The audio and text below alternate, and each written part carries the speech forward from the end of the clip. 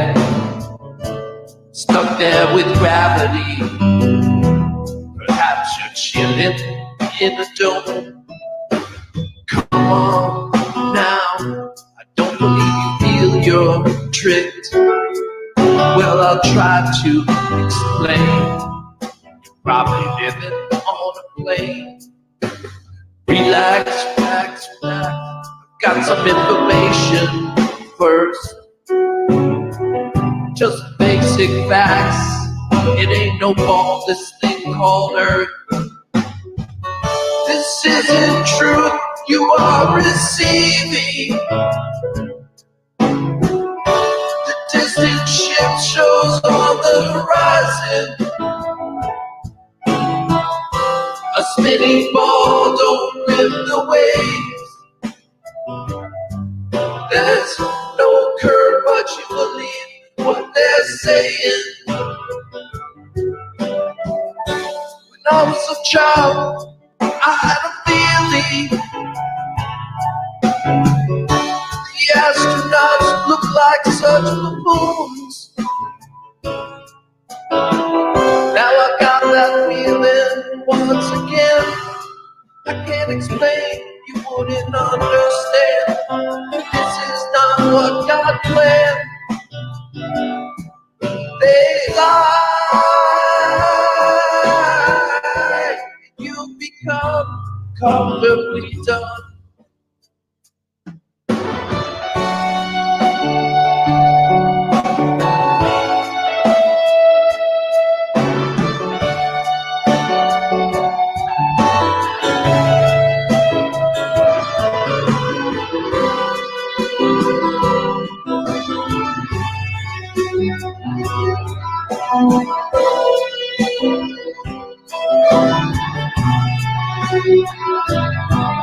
They lie. You become comfortably numb.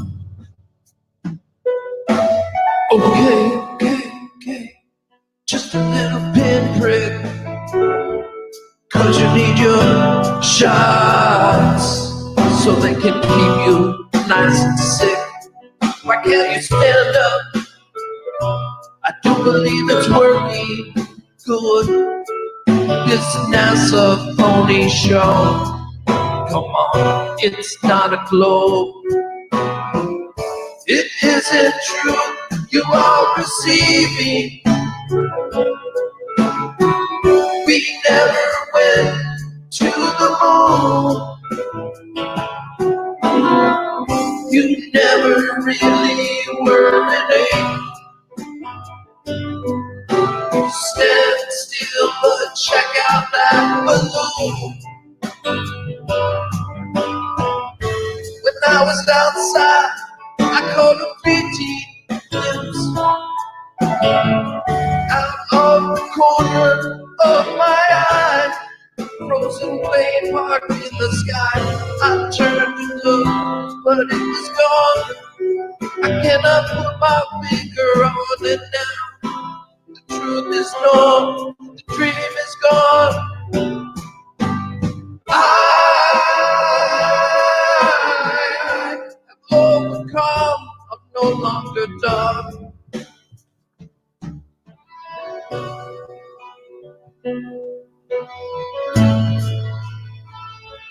All right, everyone.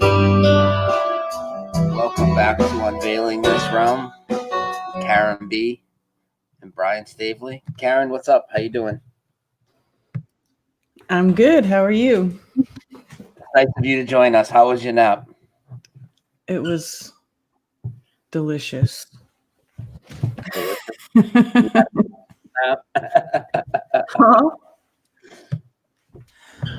All right. Well, I guess we got I got a lot of stuff we can get into tonight. There's something that I showed in a video this week, and I know some people missed it because I heard Zulu call in and talk to you and Mark about it, and that was the guy that strapped himself to the balloon and supposedly broke Felix Baumgartner's record. Oh, so what's his name? Eustace.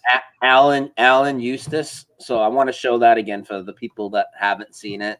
and talk a little bit about the claims of his company. And it's all stuff that, we pretty much already knew, but we'll get a little bit into that. Also, Elon Musk is in the news for a bunch of dumb shit as usual. So I want to talk about that. So supposedly now he's sending millions to Mars by like 2050 or something. Millions. They should start off with trying one. Do you see Bill Nye pushing the 5G too? Have you seen that? No, Bill Nye pushing 5G. Well, is this Yeah, recent? yeah, he has this new like 4-minute long if you want to call it a commercial. It's 4 minutes long for T-Mobile. Yeah. I'll play that as well. And also I made a couple videos addressing the Max Egan thing and the ridiculous of that guy and his flip-flop and all that. And then I did another video the other morning because Vinny Eastwood came out with a video, and it was in support of Max, and it was an absolute clown show where they just clowned all the flat earthers. And I do want to play a clip of that. I did a 30-minute video. I'm not gonna play all of it. I'm just gonna play about a 5-minute portion of that, and because I know you haven't seen it yet, Karen, and it's a riot. Wait till you see it. Okay. Max Egan is claiming he sat up and he saw an oblong shaped beam of light, and it smacked him right in the pineal gland, and that made him say things that are crazy, like the earth is flat. This is what they're saying. What? Yeah, that's literally what came out of his mouth. And then wait till you hear his homeboy explain it. And I don't like to get into the name calling and all that, but these guys are complete frauds, and somebody's got to call them out. So I'm calling them out. So there's that. And also, I'm just going to address because people have been asking, because my dog passed away yesterday. I had to put my dog to sleep, so I'll just address that out of the way. Okay. So that's something that I think anybody can relate to. Is obviously a passing of an animal, but and for me it was a little extra hard because literally, like, how we all are on this journey, like it's pretty lonely. You know what I mean? Yeah, for sure. So my dog, I literally got this dog like several months before I started my awakening process. So this dog has literally been with me the whole time. And like right before I started that process, I had broke up with the girlfriend. The dog remained with me. And then from there forward, I had just been on my own on this journey with me and my dog. So I know dogs and animals are very smart. This is something we've talked about before, Karen, right? You think they can understand us? You think I think he can understand me, some of the things when I'm talking to him. Not necessarily because he can understand the language, but as I'm speaking to him, I feel like he can understand some of the things I've said to him, especially in the last days. What do you think? Yes, for sure. For sure. They know your intent. They know how you're feeling. They read your feelings. That's how they communicate with us and with interspecially, like with other animals, Yeah. And I feel like literally my dog knows there was no planes on 9/11. I feel like my dog certainly never felt he lived on a spinning ball. Why would he ever think that? He never went to school. Why would he ever think that? You know what I mean? Why would my dog ever think that? He goes outside, shit ain't moving. You know what I mean? Why would anybody ever think that if they weren't told? I know. So Vader definitely did not think he was on a spinning ball. I don't know if Vader realized about the Mandela effect or anything, but I'm sure he didn't think he was on a spinning ball. I can tell you that. But the last time I lost my dog Max, it was unexpected. It was just boom overnight. He was only 7. His spleen ruptured and all this. It was crazy. That was really hard, and this is really hard too. But the one thing that's a little different is, like, so when Max died, I got him cremated, and I got his ashes.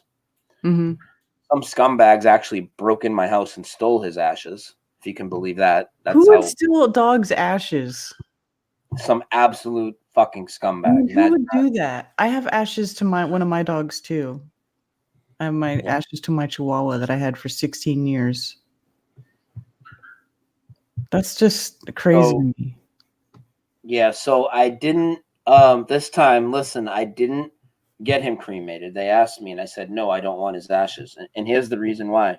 And that's because of this journey that we've been on. And we talk about this, how we're kind of spiritually going to get out of this meat suit eventually. I don't want his meat suit. He's not in that meat suit. I don't want his ashes now. Yeah. Does that seem weird? No, I mean, I can understand not wanting to hang on to them. Like, I could understand, like, taking them and then spreading them out somewhere, dumping them in the ocean or something like that, or whatever. Well, and especially when the last ones were stolen, that was really hard for me when my dog's ashes got stolen. Like, that wasn't cool at all. No, that's crazy. Why would anybody take something like that? Isn't that insane? Like, I don't know if they thought it was like drugs or something, if they thought it was like a bag of cocaine or something. I don't know, but it was clearly in a wooden chest that was like for somebody's ashes, Idiots. I think they were just idiots and they don't even know what they were taking. Yeah. So I felt bad because, like, man, it's kind of seems immoral to put down a fucking animal, but like he couldn't stand up anymore. He couldn't walk. He stopped eating. And he completely gave up on the last few days. So I don't know what else I was supposed to do. I had brought him to the doctors. I had gotten all the medicine I could to help his arthritis and all this stuff over the last few months. So I don't really know what else I was supposed to do. And he's 120 pounds and he wouldn't move his back legs at all. I can't leave people to try and carry him outside. It's yeah, really big tumor. He had a really big like tumor that they didn't want to remove. And it was like really huge on one leg, and it kind of been bogging down his leg for several months. So he was really struggling, Yeah. Well, yeah. He just needed to be released from his physical body. Yeah. That would be my opinion. Because he's not having a good quality of life at that point. No, not at all. I mean, he couldn't walk at all anymore. You know what I mean? Like, he's not like he was just struggling to walk the last few days. He could not walk at all. So, but he was 11, almost 11. I think he would have been 11 in September. So, yeah, there's that. We have another dog here, so it's actually helped a little bit. You know what I mean? Mm-hmm. So, I won't be getting another dog. This isn't my own place, so once I get out of here, maybe I'll get another dog. That's what I did last time when Max passed. I got Vader the next day. I had to. I was in a huge 4-bedroom house by myself.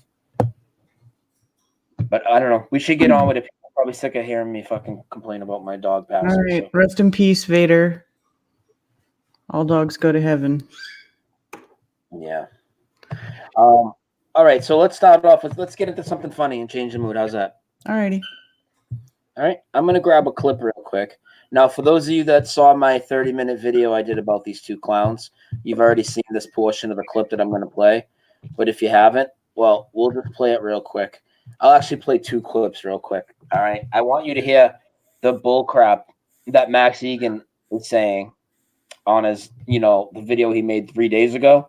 I'm just going to play like 3 minutes of it. I want you to hear this, Karen.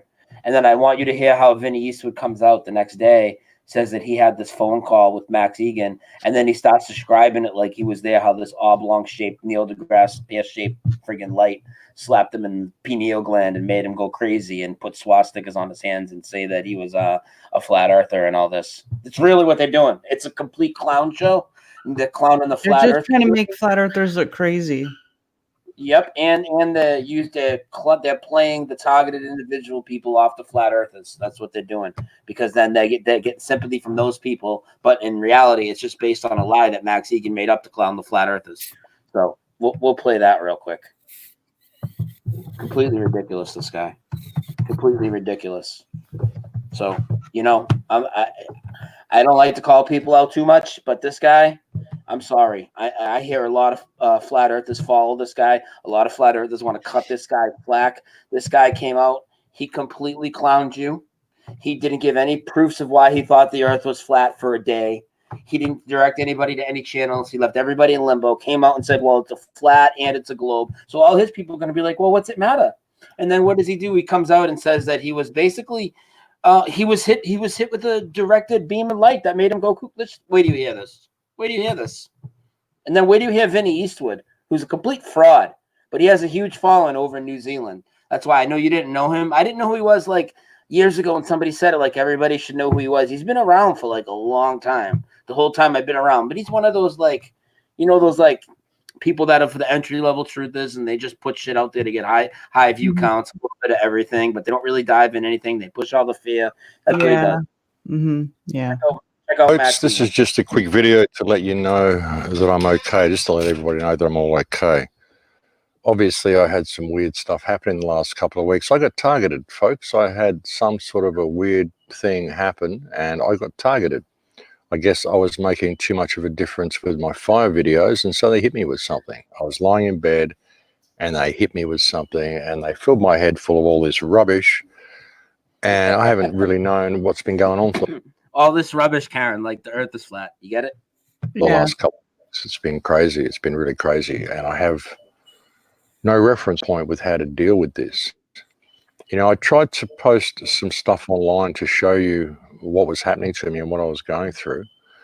I thought it was important for people to see it. I've actually received a lot of messages from people who've gone through similar things as well. A lot of people who know I'm not crazy. But the point being, folks, they hit me with something. I just underwent a coordinated attack. They hit me with some sort of a light. Had I been asleep when that hit me, I would have literally woke up in the morning thinking I'd had an epiphany that I was the second coming and the earth was flat. And that's... How can this be looked at as anything other than a mockery, Karen? Do you have an answer for that? I don't get it. I don't know. Kind of what I was feeling anyway. And I had this overwhelming impulse that I had to post this online. It was crazy. But all the way through it, I'm thinking, but this is technology. This was technology, you know. My fortunate part about it that I can, you know, what I find to be fortunate is I was awake when I saw this come in and hit me. But, you know, we hear about these things. We hear about these directed beams, and we hear about mind control and all sorts of stuff, but we never really think it's going to happen to us. Well, it's just what happened to me, folks. And it's literally taken me 2 weeks to work through this. But I'm fine. I'm going to be back. I'm going to be doing more fire videos. I don't think the earth is flat. Now you hear that, you flat earthers that still want to fucking support this guy. He in no way thinks the earth is flat. He's clouding you, and he's going to go on to say that they directed the beam of light into his head to make him say the earth is flat because his fire research is so spot on, and he wanted to discredit it by saying crazy things like the earth is flat. This guy's mocking you. If you follow this guy, you're an idiot. Sorry. It's crazy how they do it, Trace. But honestly, if that had hit me when I was asleep, it gets real I would have woken up thinking that I'd had this huge epiphany. And it's kind of freaky to think how they can do this. And this has been a coordinated attack that's been launched against me, folks, because we had that build-up, and I had this incredible adrenaline that night before this happened as well. Like, my whole body was full of adrenaline. That's such a loser. Then I had this flash, and suddenly I'm talking gibberish for a week. Apparently that day there was an article in the newspaper or on online news claiming that mad conspiracy theorist Max Egan is claiming they're starting the fires in Australia with laser weapons, which is exactly the opposite of what I said on my show. And then there was the troll farms came out in full force and started trolling my channel straight away. And then there's also been, in a new wave of attack, there's been people that have been releasing a video saying that I've plagiarized someone who's actually plagiarized me if you check the upload dates. So interesting, folks. It's been at least a four-pronged coordinated attack launched against me. I guess I was making too much of a difference with the fire videos that I was putting out. The last video that I put up there, the truth trap, I was trying to explain.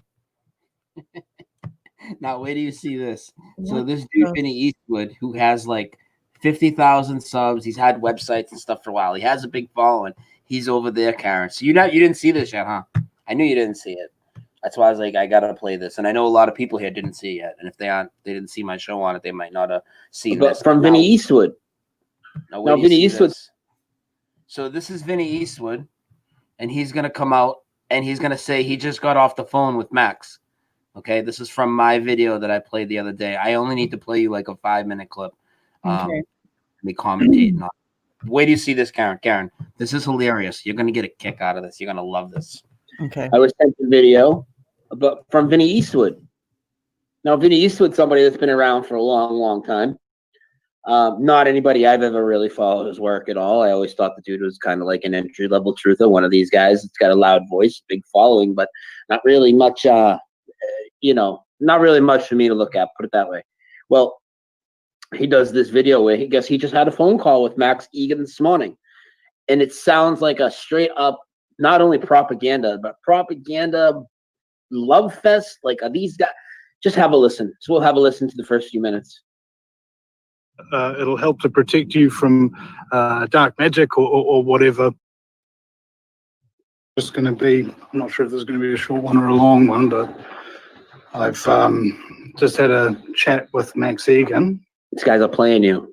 About all this stuff that's been happening. Apparently he uploaded a video and he had a swastika on his hand, and there was... Now he's going to explain how a swastika goes back, and we've talked about this. The Nazis hijacked it and whatnot, right? But if he always had it on his hand, okay, why just throw it on for that one time you start talking about flat Earth? I mean, I don't know. I could go a lot of directions with that. I mean, some of the people, they tried to, it's just, come on, dude. Say he was claiming that the Earth was flat and all of these other things. And I just got off the call with them just to see, what's happening, That's what happens when your mates do things that are kind of like, whoa. You just give them a call and see what's up. So apparently what happened was he was about maybe 1:15, about 10 days ago. He was lying down on his bed just about to go to sleep. Listen to this. Talks about like it's facts. Watch this. Saw this beam of light, kind of like in the shape of an oblong beam of light, just sort of like come off of the roof. This is oblate. It's like an oblate pear-shaped light. Like Neil deGrasse's pear-shaped balls came to hit him in the face. What in the shit? Down, boom, and hit him right here. Like it took about a second, like he was watching it from the roof, and it went into his head. And all of a sudden he had this huge, How did that do that again, Vinny? Let's check it out. and This is a clown he show. Saw this beam of light, kind of like in the shape of an oblong beam of light, just sort of like come off of the roof and come down, boom, and hit him right here. Like, about a second, like he was watching it from the roof, and it went into his head, and then all of a sudden he had this huge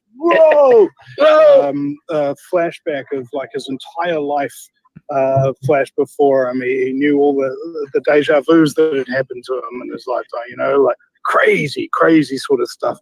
And he and part of that was saying that the Earth is flat, and part of it was saying put a swastika on your hands. Yeah. Part of that craziness was saying the Earth is flat and put a swastika on your hand. Oh my God. What they're doing? They're making it look ridiculous and crazy to all their viewers, which is a lot. And I'm not trying to talk over you. That's me narrating the clip. I'll just play it for like another minute. You got to hear this guy, and then we'll shut it off. You needed to see this, though, because this is a riot, right? They're not offering any types of arguments or proofs or anything. And now Vinny didn't come out and claim to be a flat earther, as far as I know, so it's not his job to provide any proofs at this point. I'm not saying it is. But all they're doing is clowning it and associating it with craziness and crazy things. And the only reason he said it isn't because his research took him there. It's because he took a fucking download from a light through the window that smacked him in the pineal gland and went,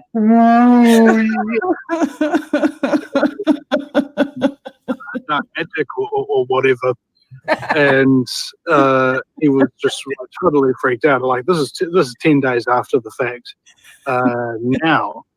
And he's only just started to come right. I mean, he played a bit of music last night and it made him feel a bit better. He played a little bit for me. He played a little bit for him. This dude was getting serenaded by Max. They're probably over at the same hotel right now as JLB and IPS. Oh my God. They all went to the Blue Oyster together. Just before, and hopefully that made him feel even better still. So, yeah, there's a bunch of tech that Listen to this guy. is accessible, and I thought about it to myself. It's like the whole idea was to get him while he was sleeping, And Yeah, I mean, you gotta target Max because he's got the groundbreaking Australia fire research. I mean, come on, man. Of course they're gonna hit him with a weapon. I'm not gonna keep playing it because it's gonna take forever. But he goes on, and then he goes on about it again, Karen, and he's like, "It was an oblate shaped, oblate shaped beam to the light to the head, and it hit him right in the pineal gland, and it made him say crazy things like the Earth is flat." I mean, how much? A piece of swastika on your hand.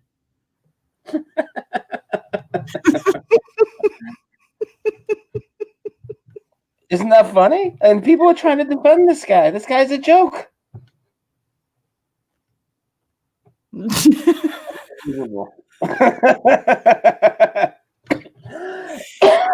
that hilarious? That's pretty funny. What do you think about bro? Huh? What do you think about the sound effects? Oh, the sound effects were great. That was great. Boo! What was he doing? Boom! Right in the pineal gland. Boom! And then he started serenading them and playing the guitar for him. And then he made me feel better. He played me some music. He played me some music. We felt good. Played me some music in 660 hertz. Yeah, so that's fucking hilarious. So I don't even want to keep going on about it. I just wanted to point that out so everybody knows. Stop cutting this guy slack. This guy's making a fool of you. Okay, these guys are like Alex Jones level type truthers, and they're complete fan mongers and full of shit. All right, so there's that. So I got that done. How about we go to the Alan Eustace? Okay. All right, so. Eustace. Who in this chat, besides if you saw it on my show the other day, who in this chat has ever heard of Alan Eustace before? Anybody ever heard of Alan Eustace? How about 1 if you've heard of him, 2 if you haven't? And I'll get up into the screen share and get what I want to show you guys up. Give me a second. So Alan Eustace, who he is, it's surprising. I don't know how nobody covered this. So maybe people covered this. Yeah, I just missed it. I kind of got a little out of touch with the flat earth stuff over the last year or so, but I've asked everybody and nobody else seems to have heard of this. Alan Eustace is the guy who allegedly broke Felix Baumgartner's record from the space jump. Okay. But this one's even better. So Felix Baumgartner, all allegedly. I don't even think a guy was even up anywhere. But Felix Baumgartner allegedly is up in this pod type fucking craft that he jumps out of, right? I mean, you all know what we're talking about. And that was, do you remember exactly how high that was? It was around 120,000 feet, right? Like maybe 120 and change. Yeah, something like that. It was up there. It was like weather balloon height. Yeah. Well, that's funny that you said weather balloon, because speaking of weather balloon, so the guy that allegedly broke his record 2 years later, he's promoting this company in Arizona that is going to make satellites in space obsolete because they're putting them up on balloons, and that's openly what they're doing. It's a complete joke. This company also allegedly sent KFC chicken sandwiches to space. But wait till you see this guy. So this guy, Alan Eustace, that broke Felix Baumgartner's Red Bull jump. Yes, the Red Bull jump outcast. That's Felix Baumgartner. The guy that allegedly broke it, they put him in an astronaut suit. He wasn't in any type of craft. They just strapped him to a balloon, and he just floated up dangling in an astronaut suit, allegedly, up to 135,000 feet. And then he just let go and free fall and then skydived all the way back to the Earth. Jeez. It's completely ridiculous. Wait till you see this. And I'll put it on the screen share right now. So this is, where is he? Yeah, sorry, it's just a little out of order. Here it is. Alan Eustace. Watch this crap. They literally just strapped this guy to a balloon, and he just starts floating up. You know, I've been reading through my whole life on my computer's not how letting me move the various cursor. people had set various records in the past. Colonel Joe Is this Kittinger, a who 2-minute video you sent me before? Yeah, and I can't even do anything right now. It's frozen. Hold on. Here we go. Look at this. Pure Opening Skydiver. Look at him. Look at him. Look at him. Look at him. Yeah. Yeah. Yeah. That's so funny. Look at him. Look at You're him. always thinking about. They saying this guy's going up to 135,000 feet dangling from a fucking balloon like that. Like, who would ever do such a thing? what it would be like to break that record. You know, I've been reading through my whole life on how various people had set capsule or various records. anything.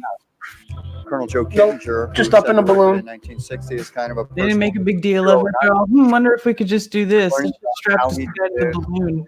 why he did it. The best thing that you can be is curious, and I think that's the thing I would guard most if I was a student, is just be curious about the world around you. Why does this happen? Why does this not happen? And don't necessarily believe the first explanation that you have. So he's just suspended up there, hanging from a Almost nothing balloon. would get accomplished without a team. I mean, for every person standing like me in front of this, spacesuit, there's hundreds of people that touch pieces of this to make it actually happen, and that's true in every. You learn that, the way that science progresses is a lot of people asking questions over time. So Completely ridiculous. Look at this again. if you're a skydiver, in my time, you're always thinking about, He's dangling from a you're a balloon. skydiver. And so, how long did it take to get him up to? How did he go? 135,000 feet. How high did he go? Yeah, he went 135,000 feet because he broke Felix's record by about 10, which was like 125. He went 135,000 feet. All allegedly, of course. Went 135,000 feet, and then he detached somehow because he went into a skydive. And he skydived down to the earth, and then he has the parachute, and then they show him landing. Of course, they don't show him, they don't show anything in between. You know what I mean? They just show that crazy, wonky, supposedly outer space shot of the lens going all crazy, and then they just show him like literally 100 feet from the ground landing. Right? Like, why isn't this like a sponsored event? Like Red Bull sponsored the first one, or why isn't there? I don't get it. They just did it. Yeah, they just did it. And this, I don't know how we all missed this, because this was 5 years ago. This was over 5 years ago. This was in 2014, and it's 2020 now. So it's 5 years and change since this happened. And the name of the company that does it, so I sent you this earlier. Hold on, I'm just looking through our messenger.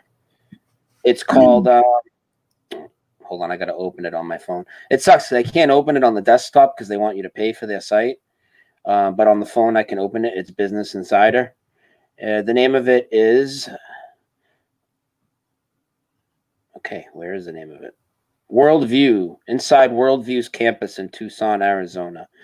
And it's got a whole bunch of propaganda in here. It goes on to tell you how they're going to make satellite to space obsolete, which we already know that doesn't exist because of exactly what they're doing. But they got all this propaganda where they even sent a KFC chicken sandwich into space. That's ridiculous. They show a KFC chicken sandwich in a capsule with solar panels up in space. That's right. And it looks like a bucket of chicken. Yeah. Isn't it ridiculous? Yeah. So I don't know. I mean, it's just insanity. More insanity. I don't know how we all missed that one. Did you see that Elon Musk is going to go to he's going to put millions of people on Mars now? Have you seen this story? Millions of people on Mars? Millions now. Never mind just one. Millions. Okay. I'm gonna go into a little screen share and show you something. This is fucking hilarious. All right. Did you see his dance the other day? His dance. Oh, you missed a lot of stuff, Karen. Oh wait, no. I did see his dance because I remember saying that he dances like the worst white boy no rhythm dance ever. He's just like, for anybody that didn't suffer through it yet, they're gonna suffer through it now. it's so bad. I really hate this guy. Yeah, and anybody that wants to look into that space jump, his name is Alan Eustace. It's easy to find. If you just Google it or YouTube, you will find them, and then you can go from there and find the information about that supposed satellite company. And I don't need to go into all their claims, but they do claim that they prove the curvature of the Earth and all of this stuff. So, all right, Karen, you see Elon on the screen? Yes. Now, remember, everybody, when you watch this, right? This is the guy that the normies think is a genius. This is the guy that the normies think has a red convertible with the top down and the inflatable tires and the impervious paint job in space. This is the guy that people think have perpendicular rockets standing up. And now he claims he's going to put like millions of people on Mars by 2050. And I'll play that next. But let's just have a little laugh at this guy real quick. This guy's such a loser.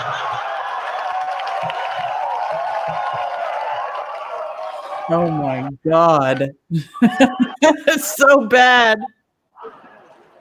You want to do that again? 真的，我们可不可以有一段音乐 ？Yeah. God. What is wrong with him? I hate this guy. Why is he dancing like that? What is he doing?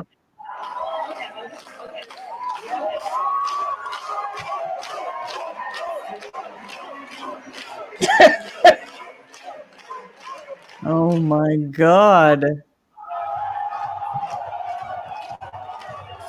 They love this guy. He's a clown, dude. That's all these guys are actors and performers. He's just terrible. Mike, He thinks he's sexy. Look at him. You know you want to jump his bones. Oh my God. Don't make me. He's walking like an You're Egyptian. gonna make me throw up in my mouth. So yeah, people in the chat are like, he's not human. Mad people think this dude's like an android or something. What am I What an looking ass clown, huh? What an ass clown, huh? at? So ridiculous.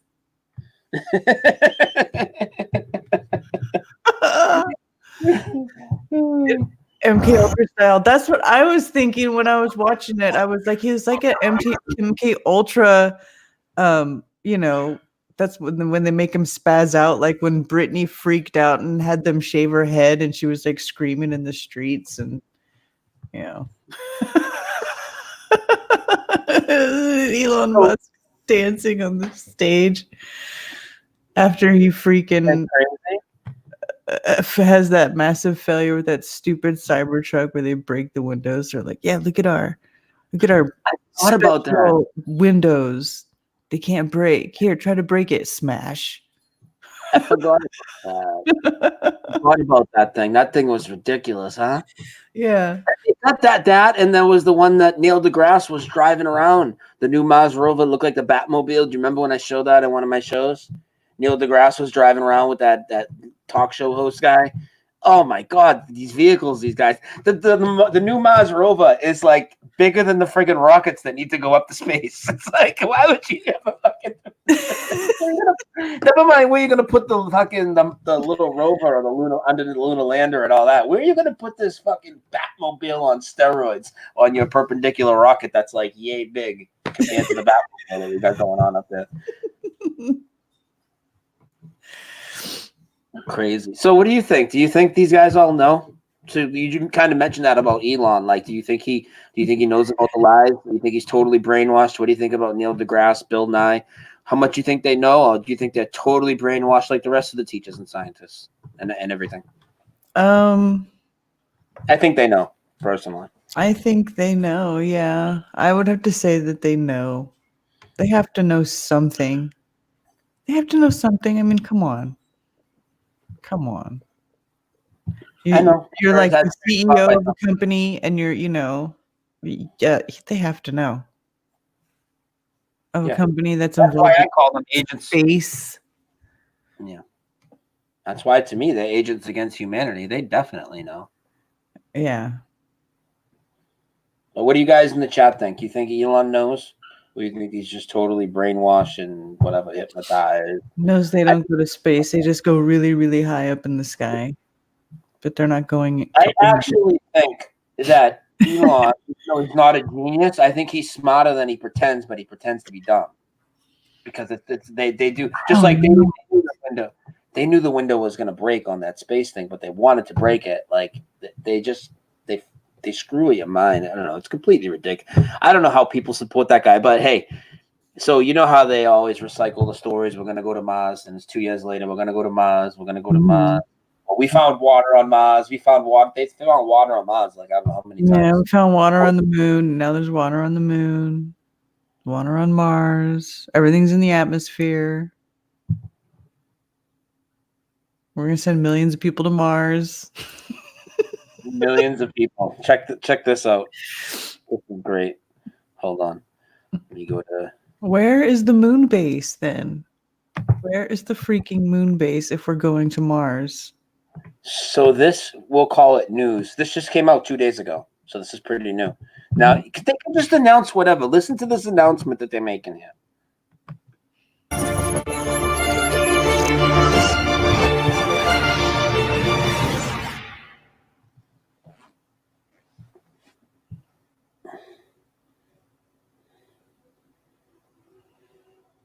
To send 1 million people to Mars by 2050. Yeah. SpaceX's billionaire founder and CEO, Elon Musk, outlined some ambitious goals for the company's Starship Mars colonization system. Musk answered a volley of questions over Twitter on the 16th of January, Thursday evening, providing more details about SpaceX Starship and how it will eventually need to work in order to achieve Musk's goals. He's got a Starship, Karen. They're calling it the SpaceX Starship. Of making humans an interplanetary species with a colony on Mars. The SpaceX Starship architecture consists of a big spaceship called Starship, which Musk has said will be capable of carrying up to 100 people, and a giant rocket named Super Heavy. Both of these vehicles will be reusable. Indeed, rapid and frequent reuse is key to Musk's overall vision, which involves cutting the cost of spaceflight enough to make Mars colonization and other bold exploration feats economically feasible. He's discussed some of this before, but Musk reiterated that SpaceX Starship will need to operate on a brisk schedule, ferrying many megatons per year of cargo to the red planet in order to establish and maintain a human presence there. In this video, Engineering Today will discuss Elon Musk's ambitious goal for the company's Starship Mars colonization system, where Elon Musk gives details about sending 1 million people to Mars by 2050. Let's get started.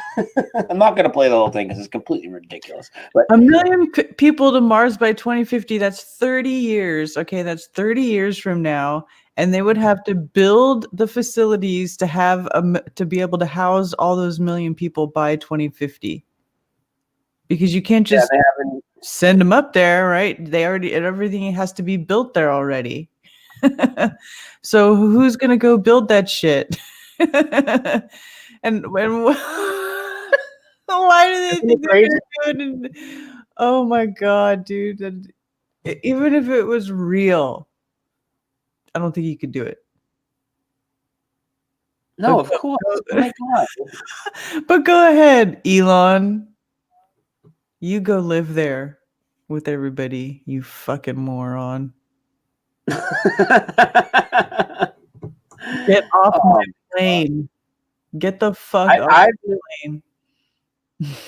I've noticed an increase. I've noticed an increase in the stories in my feed of ridiculousness with the NASA and the SpaceX lately. Did you also notice? Did you also see that they blew up a rocket on purpose? Did you see that?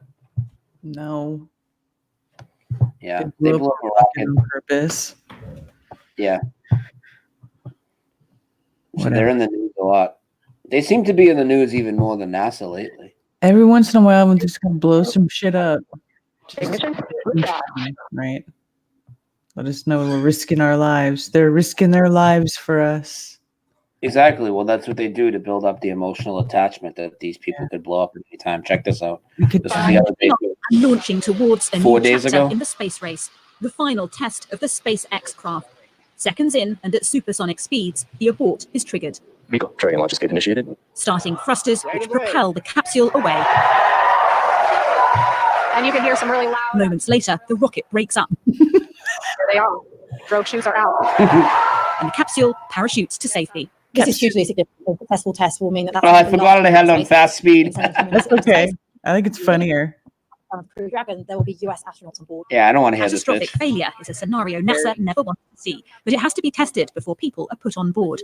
One former astronaut who's flown 4 missions says it's a major milestone. The U.S. has been unable to launch our own astronauts into space since 2011 when we retired the space shuttle. So it's been 9 years, coming up on 10 years since we've had that capability. And so this is a big deal.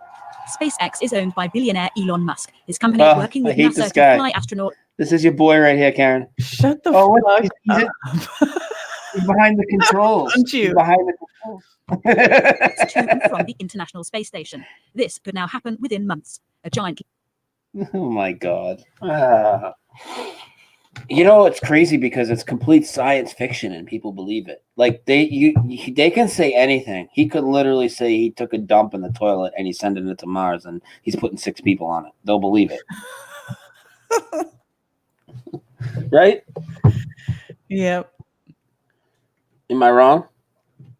No. He took a dump in the toilet and then they went chugga chugga chugga chugga chugga chugga and then they made coffee out of it. And he improved the rotation of the earth when he flushed that toilet.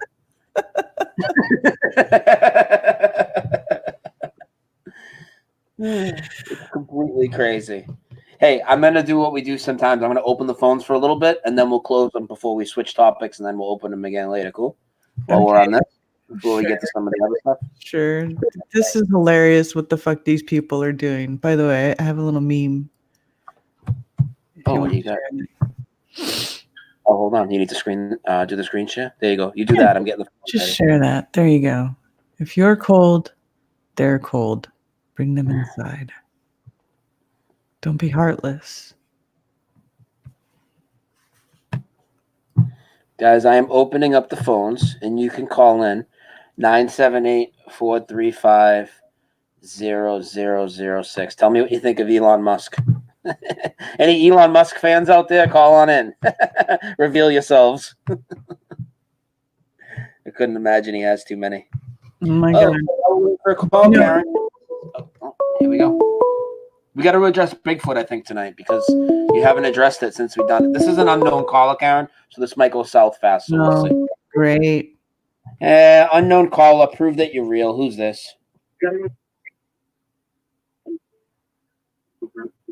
Yeah, you're done. You don't get to prove nothing. Next call, 978-435-0006. Have you got a lot of questions on the Bigfoot? I know there were a lot of comments on both our channels, on both copies of the video. Ton of positive response. We haven't really done a follow-up. Is there anything else you wanted to add to it in tonight's conversation? Or? We can. If anybody wants to ask questions about it, sure. Yeah, I'm not answering unknown calls, so yeah, if you guys have any questions from her Bigfoot show, tonight's the night. So if you want to call in about that, call in about the SpaceX, the NASA, going to get into some serious shill action by Sinbad that just came out with the Mandela Effect, another interview he gave yesterday. Total shill job. It's fucking crazy. Gonna get that after, but I'll wait. People have sent me some Bigfoot reported sightings and photos, but most of the time it's people misidentified. Hey, who's this and what the hell do you want? Niggers. Yeah, that's why I don't answer unknown calls. That'll be the last time. Brilliant. These guys are so clever. I remember back in the day, like when I used to make prank calls, I was pretty good at it. Like I had a good time. Like these people suck. I'd at least get a joke in there that they might not pick up on it, and I get it played on the air or something. I wouldn't just be like N-word. Like, dude, get out of here. 978-435-0006. Give us a call. We have 244 live right now. We had over 100 people waiting for your late ass today. I'm sorry. I apologize. It's okay. Hey, I saw your sweatshirt. I really like it. The purple one. That's nice. Oh, you're wearing it right now. I didn't even know you were wearing it right now. Get up and show people. Zipper it up. Oh, but look at this.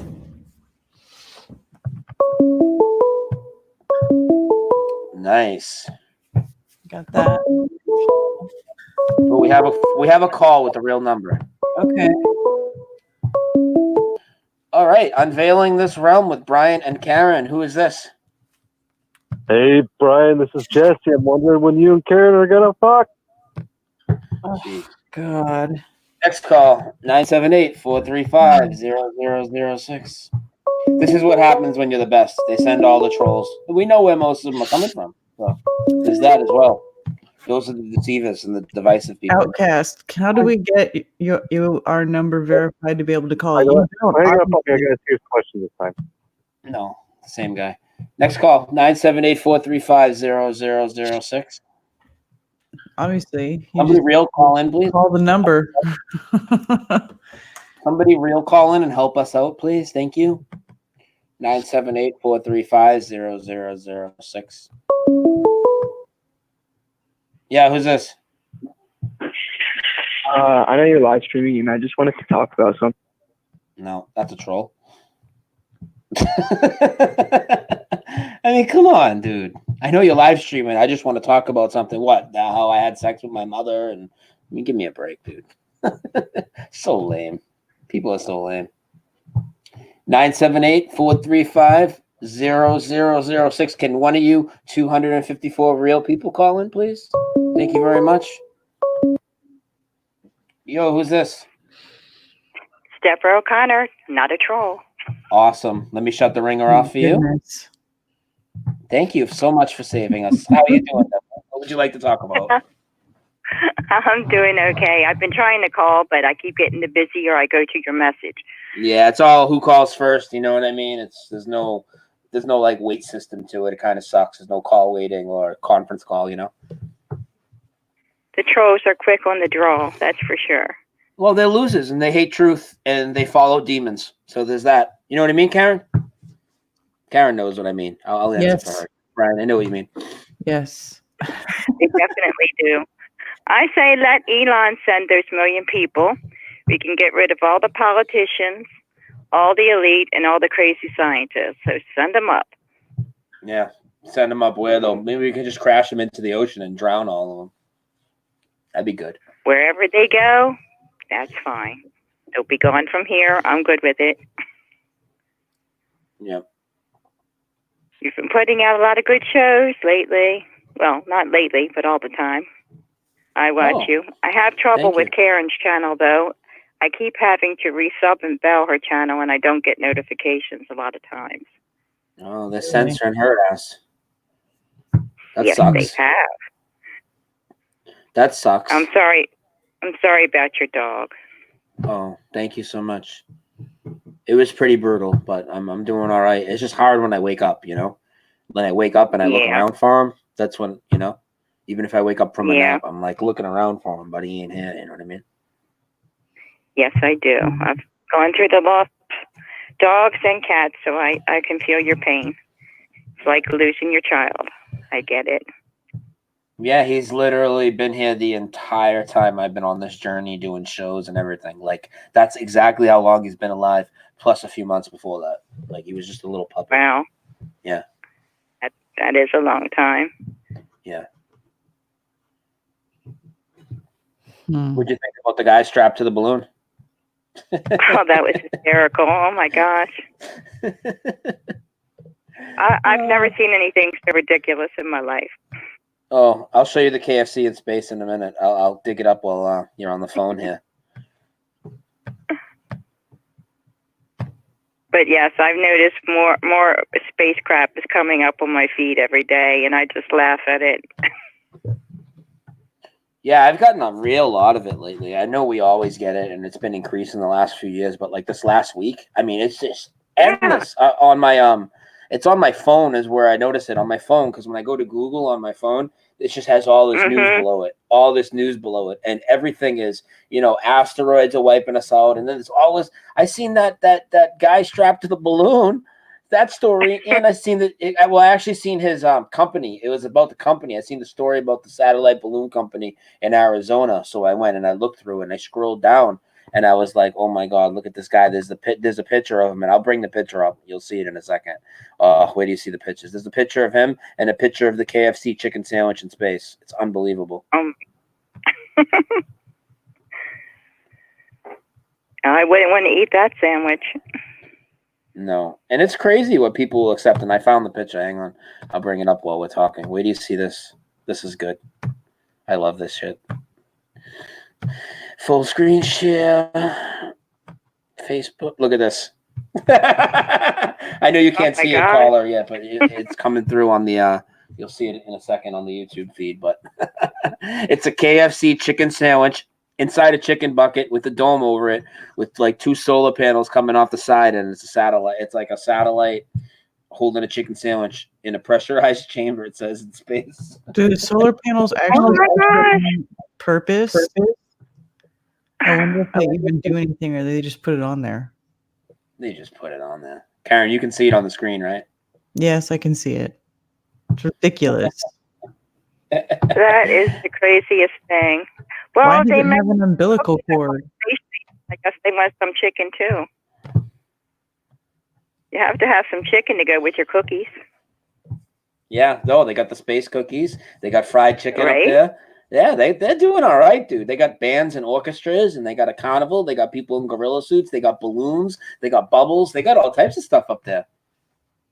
They should run a daycare up on the ISS. Even a good time for your kids. Oh my gosh. They're Yeah, so coming what out else with is on? crazier and crazier stories. I don't know how people can listen to any of it. I really don't. I don't either. It's very ridiculous. I find it hard to fathom how people believe it. I know we all believed it, for a long time, but like, at least for me, and I'm sure for Karen, because she's been in this a long time, there weren't really like people pointing it all out to us in the beginning. We kind of had to figure it out. But if there were people, there's so many flat earthers now that are pointing this stuff out.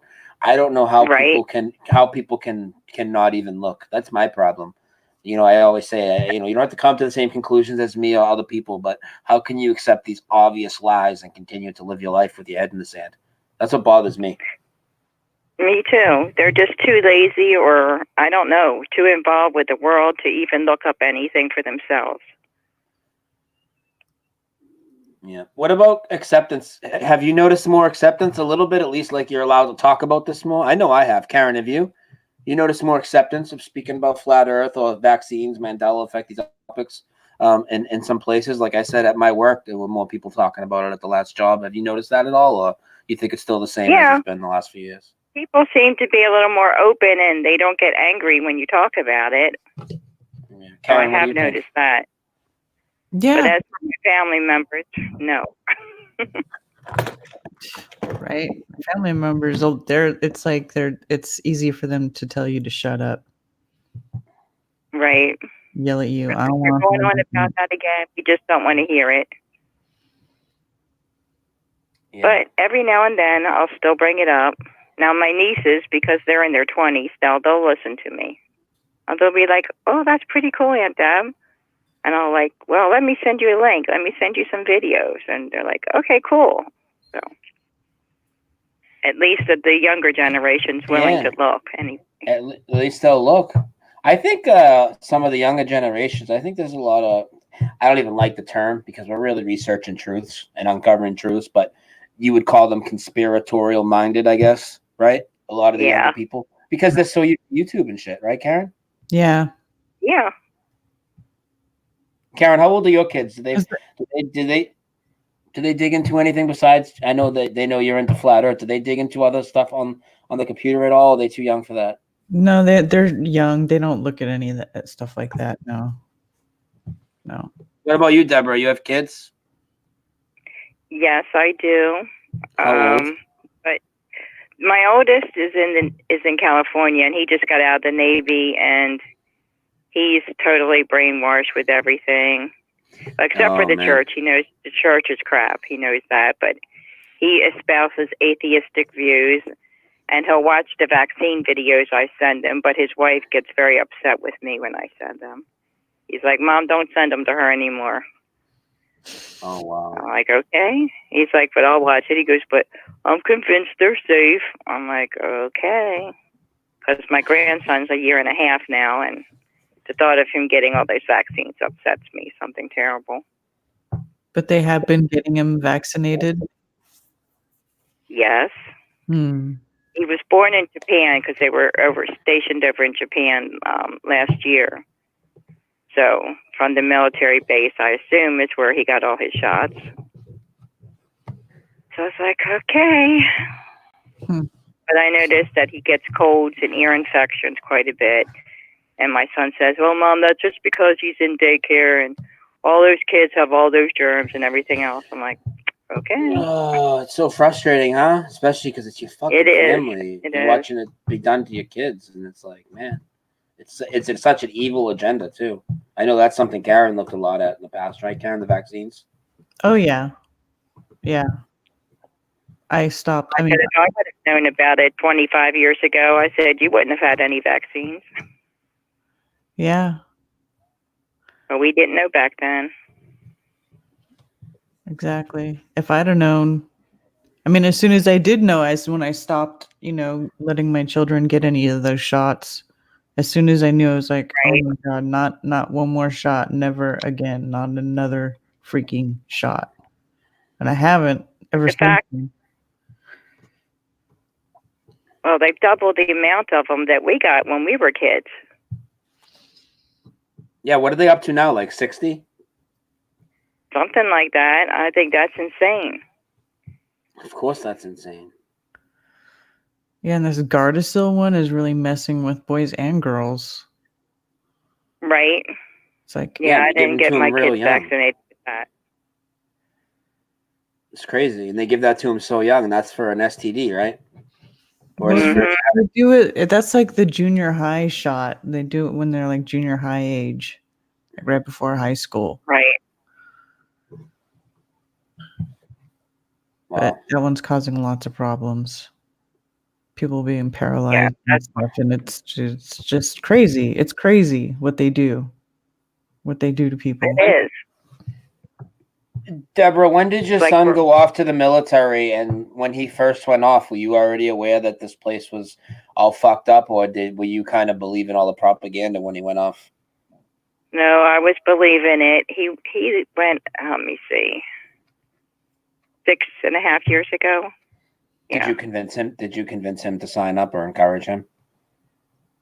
No, I didn't. He had gone to college and he wanted to get a degree in photography, and he didn't take a minor. And I said, Alan, that's a really tough field. I think you should look into something else. Well, he was done with it by his junior year. He had racked up so much debt, and he could only get part-time jobs or minimum wage jobs. So that's why he initially went in the military, just to help pay off his school debts, which is crazy. Wow. But he's out now. But talk his about wife being is still- stuck in every end of this, being stuck in every end of it, right? The school debts and having to go to the military to pay it off. It's like, oh my God. So he didn't get educated through the military in exchange for service? No. Hmm. Well, he has some kind of a GI Bill, so if he wants to go back to school, he can. But right now, he's not into that. Hmm. So they're stationed in California now, which I wish they were here, but it is what it is. She still has 3.5 more years to go before she's out, because she re-enlisted. Yeah. Yeah. It's tough. It is. So I said, I just pray for them every day. I said, Alan, you should pray too. He goes, no, Mom, that you're good at that. You can pray for us. I'm like, well, God's always there in case you want to give him a holler. So he'll have to come to it in his own time, I guess.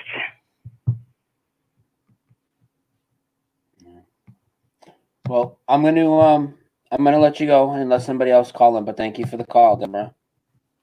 Okay. It was great talking to you, Brian and Karen. Do you have a question or anything before I let you go?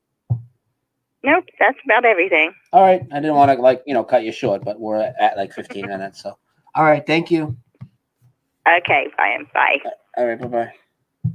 Karen, why don't you give the chat the old shout out so I can go take my 5 minutes, unless you need 5 minutes as well.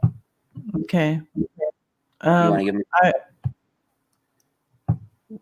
Well, What's up?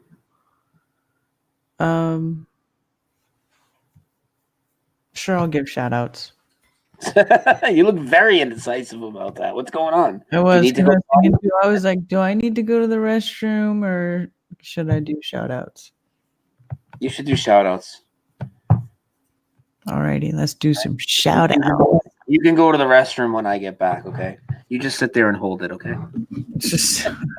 I really don't have to go. That's why I was like, I don't really. That's why I said I would do shout outs because I really don't have to go.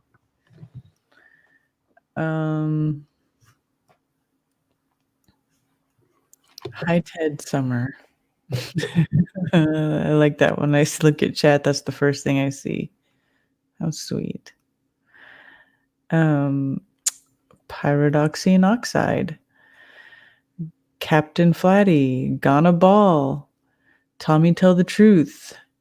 Jay Zimma. Queen of Swords 444. Josh from Oregon. Rasta Bear.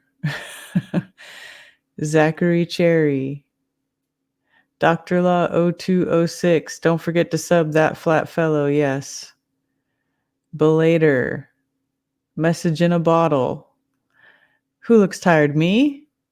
Well, I took a nap before I came on here. Maybe I still look sleepy. I don't know.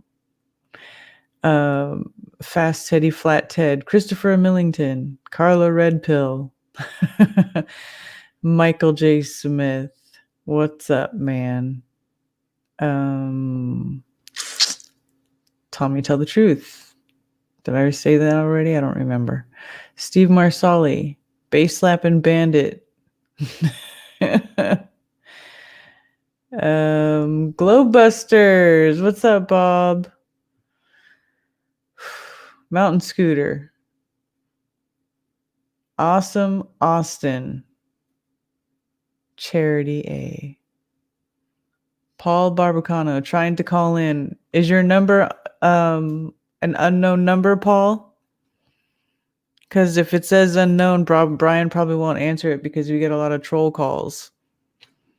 So maybe you might want to check on that. Soulcat 1980. Gingerbush Sugarbush 905. I'm trying to call. Any tips for calling with long distance from Canada? I don't know. We don't. Effie Mowry calls us from New Zealand and he doesn't have any trouble. So I don't know. They are. Drink water. Trump says Elon does rockets, but his rockets are fake. Lord help us, Tampa. Bob's one sexy dude. Between this show and Austin's.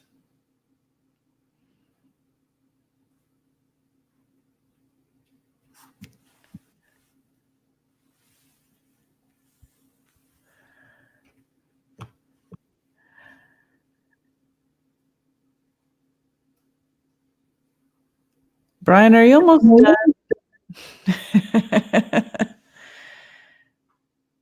Don't worry, guys. They removed mercury as a vaccine preservative. Now it's aluminum. No autism any longer. Now you get Alzheimer's. Oh, okay. Gee. That's fine then.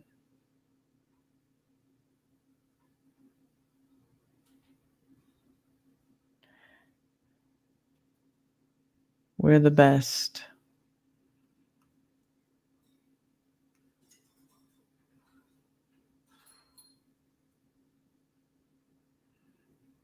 I'm zoomed in on and they're all staring at me.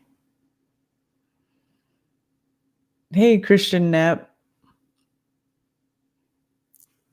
Joe David, yes. Brian's getting Staveleyed. He's getting Staveleyed instead. Everybody.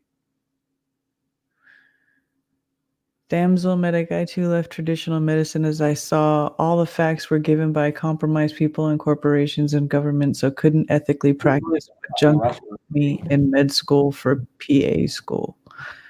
Huh. LC King, hey, what's up? Can I help you?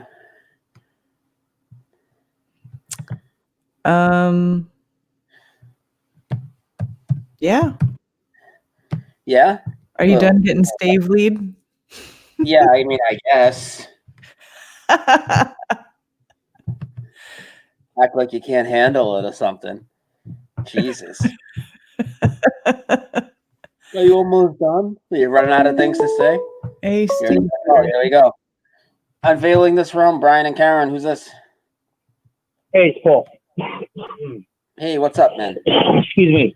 Hey, I have a question for Karen. The other couple weeks ago, when she was at the mall, you're doing the end of the tour for the Flat Earth. Like, you guys need to put out enough information where we can meet you guys and be a part of that. Like, I don't know where to go online to find out like when you guys are meeting up or where the stuff is getting organized at. So,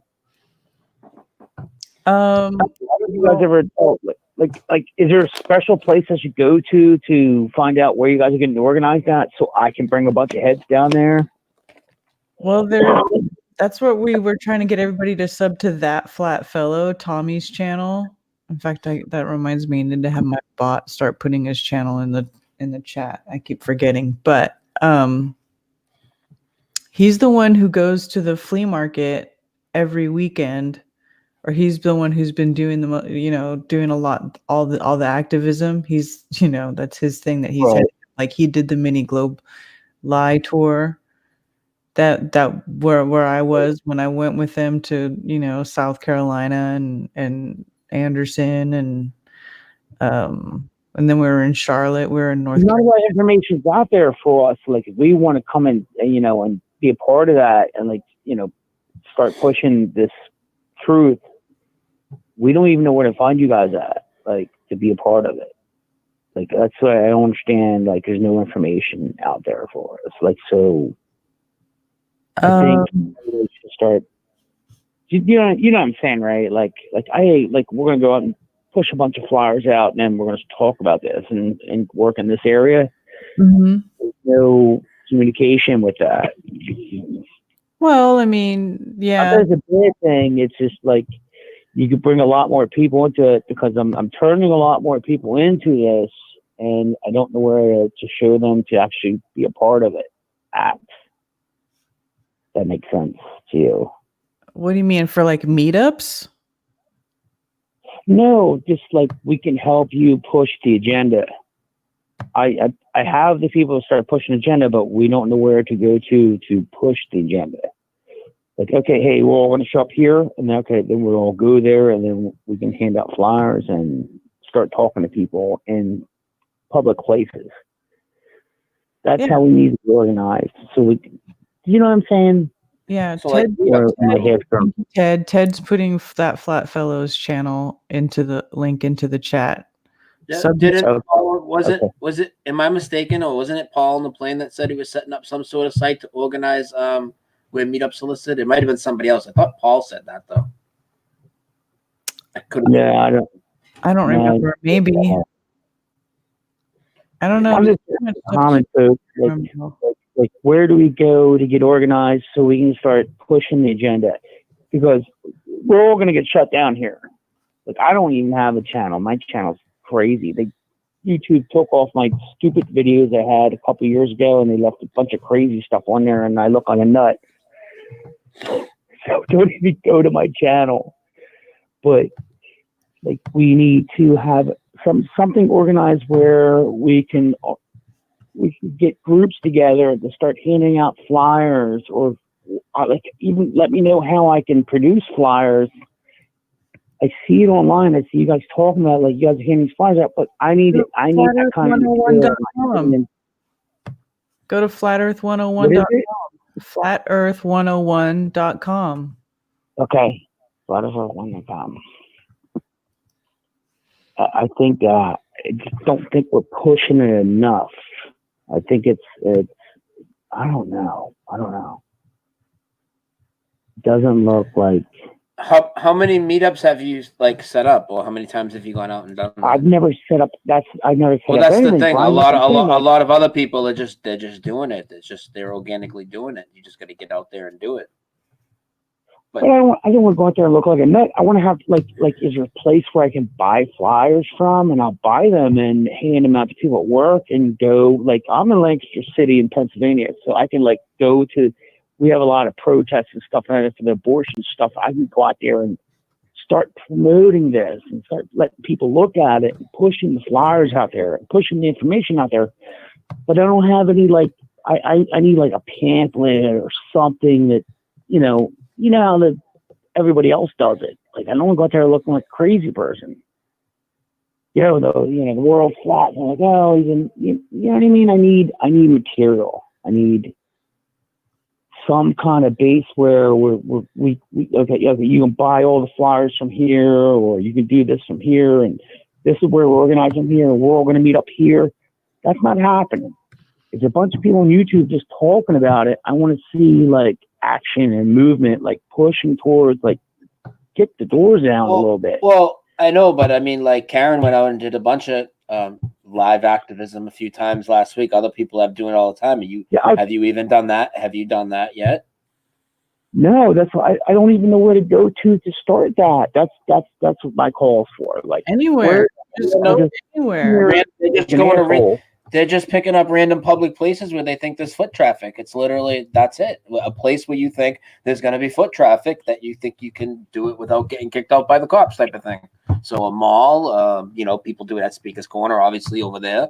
Any place where there's foot traffic where you think you can do it. A train station. I'm not as smart as, Girth and all them guys. I can't like regurgitate all that stuff and like, hey man, I call these guys out on all their bullshit. I'm not that quick to do all that. You know what I mean? You don't need to be like Girth to plant seeds on the street.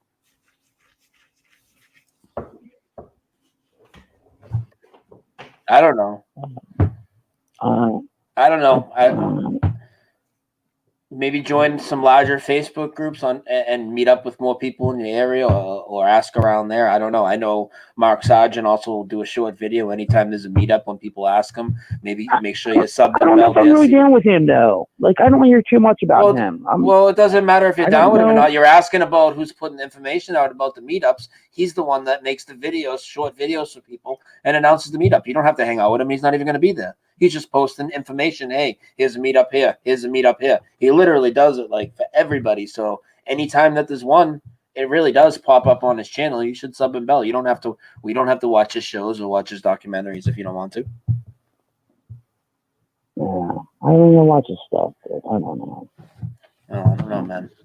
All right. But all right, brother. I'm gonna get to the next call though. Thank you. Yep. I just wanted to call, fill some space, leave them game trolls cold or whatever. All right, man. Yeah. I'll talk to you later. All right, thank you. He's like, well, I'm not really down with it. Well, you want to know where the information is. Mark puts the short videos up all the time of where the meetups are, right, Karen? Yeah. All the time. Make one. Exactly. Just go out. We're waiting for somebody else to do it and do it. You're on with Brian and Karen. Who's this? Yeah, it's Ginger. How you guys doing? Hey, what's up? Hold on, Ginger. Let me hang up on the other one. Sorry, second caller. We can only do one at a time. I know you didn't know because of the delay. Go ahead, Ginger. What's up? Oh, yeah. Right when I thought you were hanging up on him, I was like, call. And I'm calling on my house phone, so I'm going to keep it short because it's long distance. Okay. But the whole Elon bringing was it 1 million people to Mars? Yeah. That's so ridiculous. Yeah. So, pardon me? I'm just saying it's ridiculous. Go ahead. Oh, yeah. It is insane. But do you guys remember the Von Braun novel? Yeah, the science fiction he wrote? Yeah, and the dude's name was Elon. Yeah. Yeah, the president of Mars is Elon. Yeah. Yeah. Is it really? Yeah, you didn't know that, Karen? No. Yeah, it's been talked about a lot. In Von Braun's book, the guy that's going to colonize Mars, his name is Elon. That's hilarious. He's like the guy in charge. Yeah, Elon Reeve Musk, by the way, Reeve. Yeah, I go with Muskrat. Yeah, that's a good way to describe him. We could just call him a dumb piece of shit. That works too. All right, guys, but I'm gonna hang up and take the next caller. Hopefully, it's not a troll. And all right. I love your work. Everything you guys are doing. I just can't thank you enough. Well, thank you. Thanks, Brian. All right, take care. You too. I'm. Oh, I didn't know he was still talking. He said take care, so I hit the hang up. Then he started to say something else. Sorry if I cut you short. All right, call in 978-435-0006. Give us a ring ding dong. Yeah, Elon Musk is fucking ridiculous. Unveiling this realm, you're on Brian and Karen. Who's this? Oh, hey. Yeah, this is Zach. I just, I wanted to talk about the newest thing I saw a couple of days ago. What's that? About NASA was trying to pull off, they were saying that they were going to build a giant gyroscope around the sun. And theoretically, they were going to mine all the materials out of comets and asteroids and all these other planets and stuff. Put a giant gyroscope around the sun and ship it off into a different universe or galaxy or some shit like that because of global warming. It was like, oh my god! Like, I mean, it was put out by NASA. Like, I read the article and I was just like, what kind of fucking buffoon wrote this? Thought everybody would get a kick out of that. That is good, man. I think I did see that in my feed too. That's just. Oh yeah, I did see something about them planning to move the sun. So that must have been what it was. I didn't click on it. Like, oh man, like when I didn't know that space was, completely fake and all that other shit, I thought that, if the Earth was a globe spinning and all that other shit, like they said, which I was skeptical of, but if it was, wouldn't it have thrown everything completely off balance when you take and move thousands or trillions of tons of material and ship them off? Shouldn't that rip apart like the just whole a little solar movement, system? just a little bit like that. I mean, you think that it would make some kind of significant difference in the future, and they would be concerned about that if they take so much calculations. Dude, if things are revolving around the sun and that's the center of the gravity and all this shit, you can't just move the sun. Everything would be gone. Everything would be all fucked up. The sun, wouldn't we just follow the sun wherever it freaking went? Isn't that what we do? I mean, oh man! All right, well, I gotta get off. I'm hurting my gut laughing too much. Thanks. So stupid. All right. Thank you. That's funny. I did see something about that, but I didn't read the details at all. I did see that they said they were going to move the sun for some fucking reason. Move the sun. That's retarded. Yeah, it really is. Next call, 978-435-0006. Give us a ring ding dong, a ring a ding ding a ling ding dang dong. Wow, that is crazy. Yeah, that's what I'm saying, though. We were saying the stories that they come up with, they can say anything they want. And the people that don't question, they're not going to question anything. Say anything they want. Whoever that was hung up. Next call, 978-435. Unveiling this realm. You're on with Brian and Karen. Who's this? Nigger. Awesome. You guys are the best. Brilliant. Brilliant. Ridiculous. That's such a great prank call. Awesome. 978-435-0006. Wow. That's pretty pathetic. I really think that they're going to get like my stream taken down because they said nigger a bunch of times. Unknown caller, we don't accept. Pack it up. Next call, 978-435-0006. In a couple minutes, I'm going to go into presenting the next stuff I want to get into anyway. So if the trolls keep calling, I'll shut the phones down. It's not a big deal. Then we'll reopen them later on. 978-435-0006.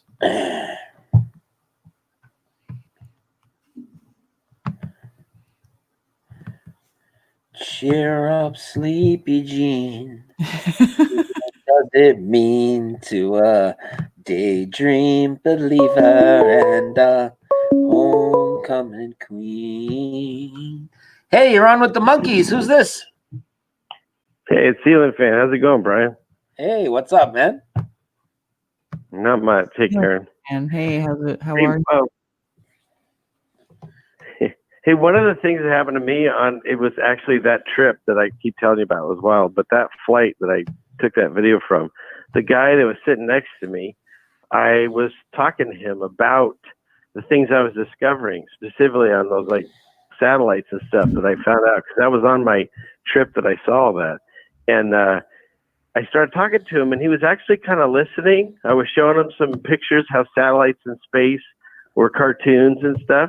And he was like kind of engaging, and I talked a little bit about how the horizon looks flat from our window and all that, right? And then I mentioned to him, he asked me about Elon Musk, and I go, "Oh, that guy's a complete fraud." And it was like that. You remember that? Slowly, I turned like he turned his eyes rolled into his head, kind of, and he just went, "That's ridiculous. There's so many people died in the space program, and you're just crapping on all of their graves, and I can't even believe I'm talking to you, and I'm going to read my magazine and don't talk to the rest of the flight." Just like, boom, gone. Because I said Elon Musk was a fraud. Hello? Yeah. No, it's crazy, man. It's crazy that people, they get defensive about it because they they idolize these people. They idolize that dork that we saw dancing around earlier. Oh, my God. Should get that dog together with one from the Black Tom, or what was it? Or one of those videos that you played. The Torpedo Alley or Black Tom dog. Oh, yeah, The hero Torpedo dog, Alley. Sinbad the dog. And that's a good segue because we're going to get into Sinbad soon. Yeah, Sinbad's up to his old tricks again. So we're going to get into him in a minute. Hey, my wife had an interesting theory. So you pay a bunch of money and you go on a, quote, spaceship. There's so many areas of the Earth that they're probably hiding from us. They could just land you there and tell you're on Mars, and you can't go outside. So, Yeah. Oh, easily. Yeah, you could actually fly people there and fool them, but I don't think they would even need to do something so a lot extravagant. But you could easily do it. You could do that to astronauts. You could fake them and put them in a different land somewhere and have them enclosed in a structure, and there it is. That's where they're at. You know, they wouldn't know. Yep. Disneyland's got all kinds of rights, and they're good at it. Yeah. All right. Well, I'll let someone else call in. That was my thought. That Elon Musk thing just cracked me up. Oh yeah, man. The people are just buying into that. And I don't get it. I mean, the rat thing wasn't even out, I believe, when I was flying. I would have shown them that. I mean, how can people see that? Has that been proven that that's a real video? I thought, right? Yeah. I mean, it totally looks like a mouse in space. Yeah. I've shown that to people, and people go, "Oh, it's probably just like some piece of foil or something flapping." Dude, some of these globies were saying it was ice. Ice on the That's rocket? what they're trying to say, yeah. That's what they've been saying.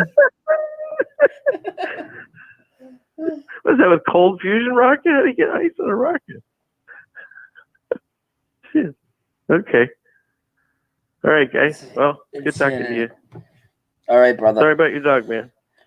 Hey, thank you. All right, bye. All right, bye-bye. Laters. Yeah, Uru doesn't think that that's an actual rat. What does he think it is? He just thinks it could be anything. It could be any kind of junk, on there, on the rocket, just there's no proof that it's a rat, is what he thinks. There can't be junk on there like that. I don't know. I would have to go back and listen to what he said at the Jeranism Lounge show.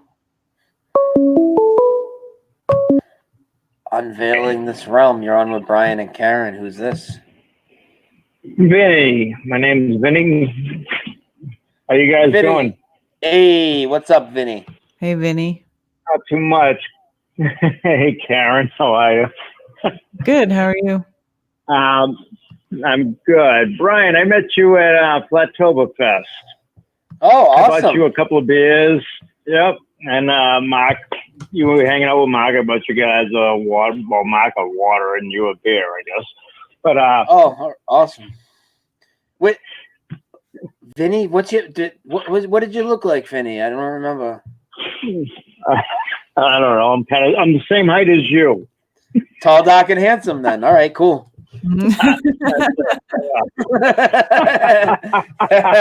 Built like a fucking brick house, baby. All right, yeah, go ahead.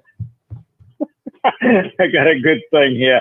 Like a week ago or so, SpaceX sent up a rocket, and a couple of days later, they recovered the module from it, right? Mm-hmm. Yeah. Well, when they showed the close-up of the rocket, you know, this and that, getting ready to take off, you know, yeah, they showed a close-up of the module. You remember that? Yeah, it wasn't even the and same. Then they recovered it. Yeah. And it didn't And even it was look totally the same. different. Yeah, it didn't even look the same at all. It's completely ridiculous. Yeah, that was horrible, man. Horrible. It's just Hollywood. It's like, cheap Hollywood. It's like they don't even try. Like, I mean, Hollywood at least try and get most of the consistency down. They don't even care. I mean, it just doesn't even matter. People just buy it, dude. Exactly. I mean, you know, you got your Marvel movies and this and that, and they're so precise with everything, right? Yep. Yep. And then you got NASA and SpaceX, and they just forget what they're really doing. I think, do they really think we're that stupid? I don't get it. I just, you know. No, they don't think we're that stupid. They know we're that stupid. Most of us, you know.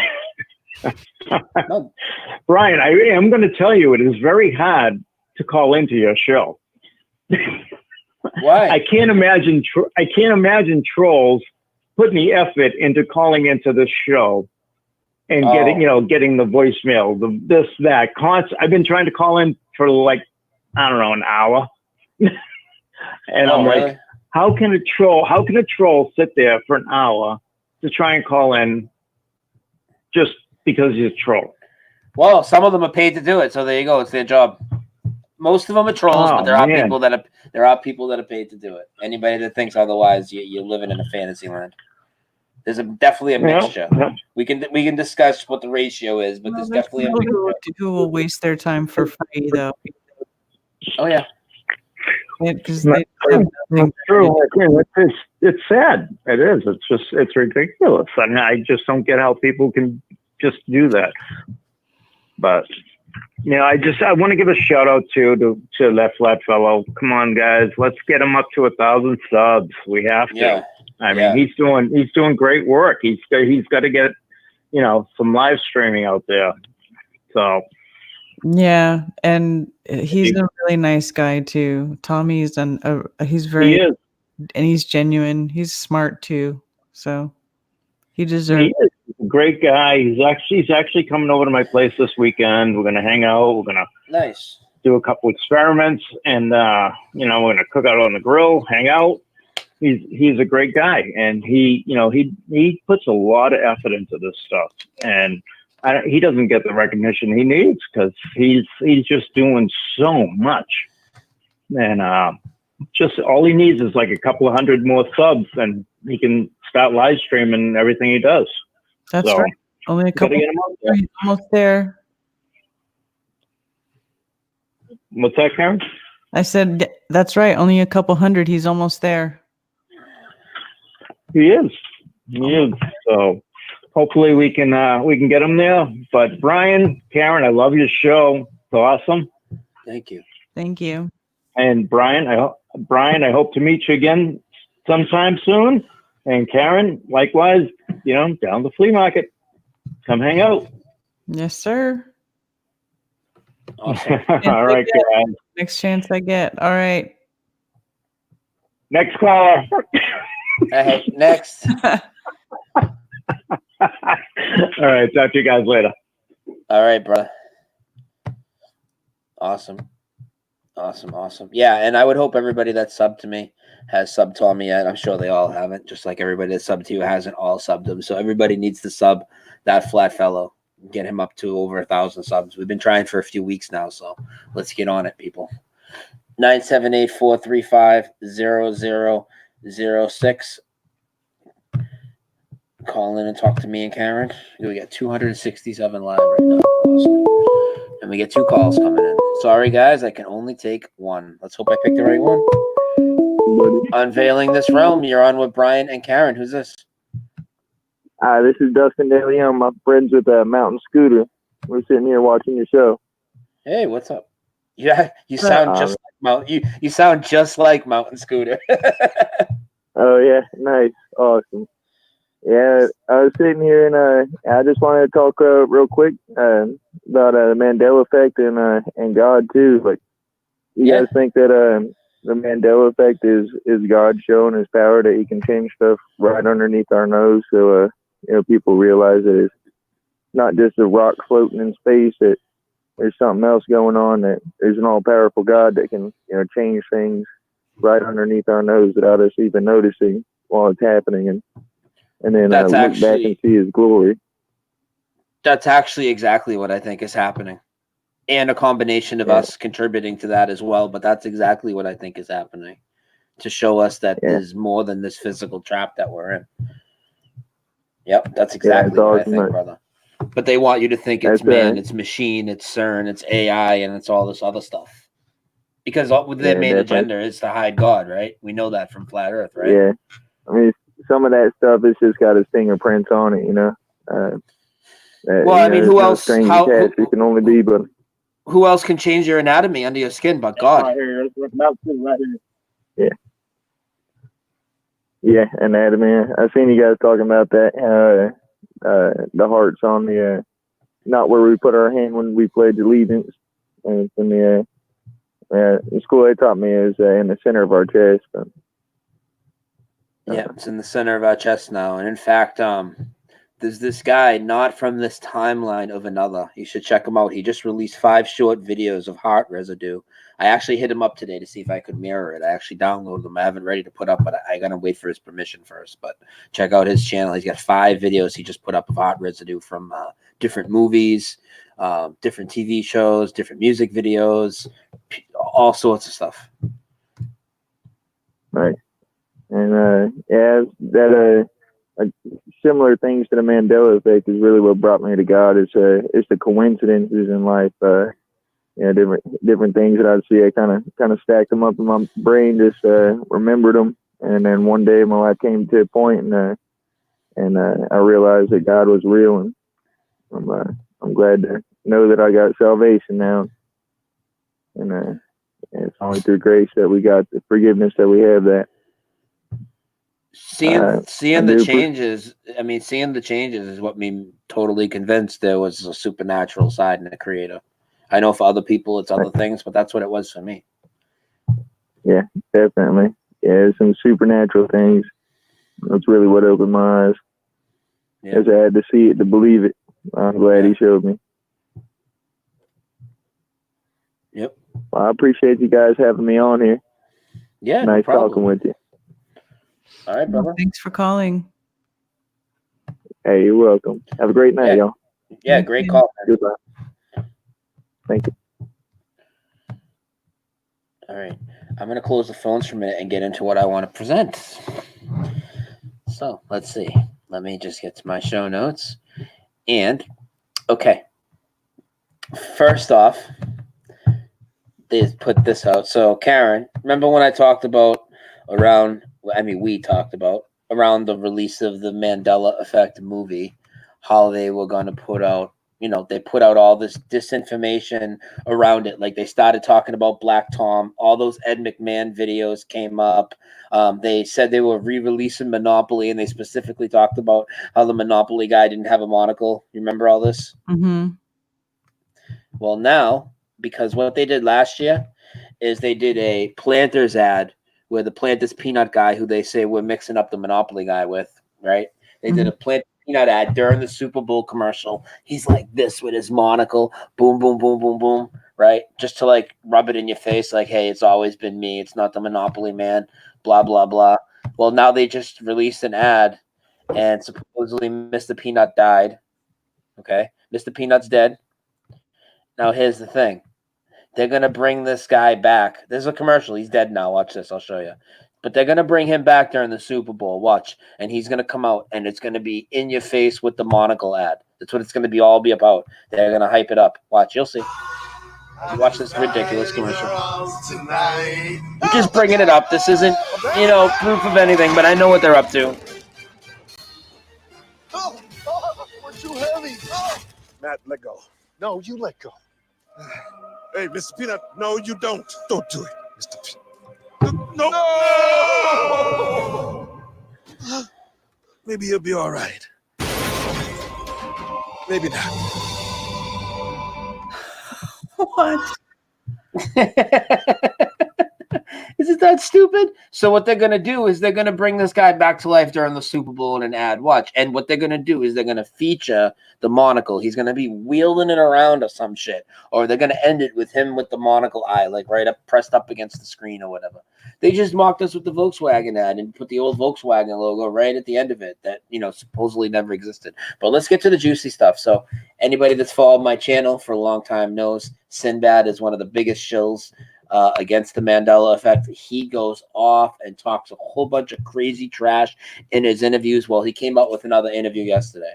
Well, somebody interviewed him, and of course, they brought it up. And let's just listen to what he had to say.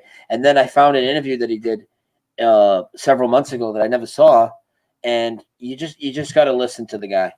The guy is highly punchable in the face. This guy, and you know what, this guy, he is. And the funny thing is he bitches about it. And it's like, dude, you're lucky you're attached to this thing, because if not, nobody would remember your irrelevant ass. I know. He's mad because people ask him about it, and he's like, I didn't do that movie. Unbelievable. Now, what's up with my screen share? Hang on.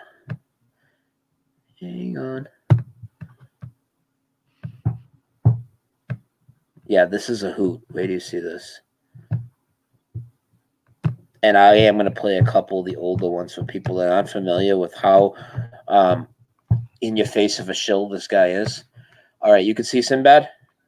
Yeah, he's so tacky. Oh, he's such a shill, dude. So this guy was on 99 Jams yesterday. I originally saw this because Moneybags posted a video on his backup channel. I don't know why it wasn't on his main. Maybe it went on his main too. But anyways, that's Shine the Light 73 is his channel. But check out this when the guy asks him about the Mandela effect.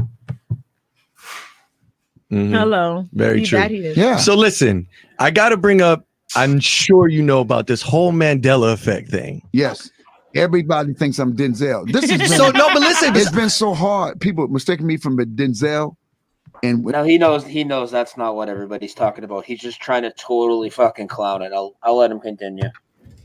Will Smith, you're talking about that one, right? I'm talking about the Mandela effect when they said that the movie Shazam that you did. Was the Denzel. People think I'm Denzel. No. The whole Mandela effect that they think that they say that universes collided, and then they say that so people say they remember Training Day. You talking about the Training Day? No. This is totally different. This is totally different. You This weren't Training Day.